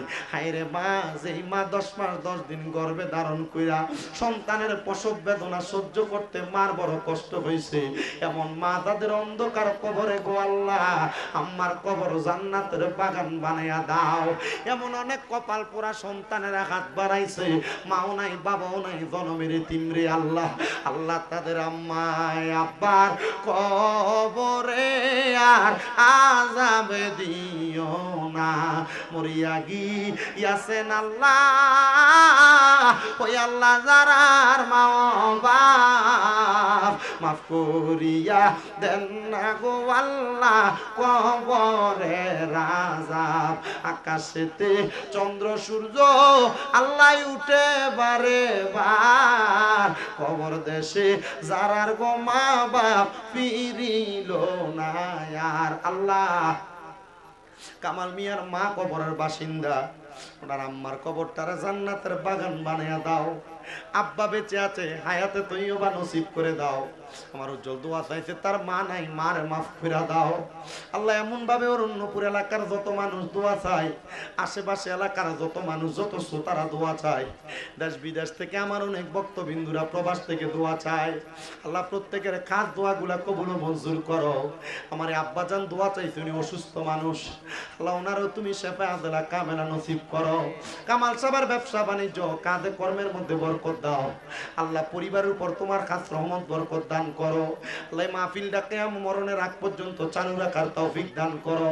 যা কিছু বয়ান করেছি, বয়ানের উপর সবাইকে আমল করার তৌফিক দাও আল্লাহ। বিশেষ করে পর্দার অন্তরালে আমার অনেক মা বোনেরা দোয়া চাইছে, বিশেষ করে এক মহিলা দোয়া চাইছে, তার শাশুড়ি আম্মা হসপিটালে ভর্তি আছে। আরেকজন দোয়া চাইছে, তার সংসারে বড় অভাব। আরেকজন মা দোয়া চাইছে, ওনার কানের কাছে কখন জানি দৈনিক 3 দিন 4 দিন পরে পরে আল্লাহর জিকির শোনা যায়। আল্লাহ তাদের প্রত্যেকের দোয়াগুলো কবুল ও মঞ্জুর করো আল্লাহ। তাদের চাকরি নেই, চাকরির ব্যবস্থা করো। তার অভাবে আছে, অভাব দূর করে দাও। অনেক বিদেশিরা প্রবাস থেকে দোয়া চায় আল্লাহ, প্রত্যেক প্রবাসীদের খাস দোয়াগুলো কবুল ও মঞ্জুর করো মাবুদ। কামাল মিয়ার আজকের মাহফিলে যারা এত সুন্দর করে মাহফিলে সহযোগিতা করছে আল্লাহ, তারারও তুমি কবুল ও মঞ্জুর করে নাও আল্লাহ। মরণের আগে বারবার মক্কা মদিনা তাওয়াফ জিয়ারত নসিব করায়া আখিরি জবানে পড়ায়া দিয়েন মধুর কালেমা লা ইলাহা ইল্লাল্লাহু মুহাম্মাদুর রাসূলুল্লাহ।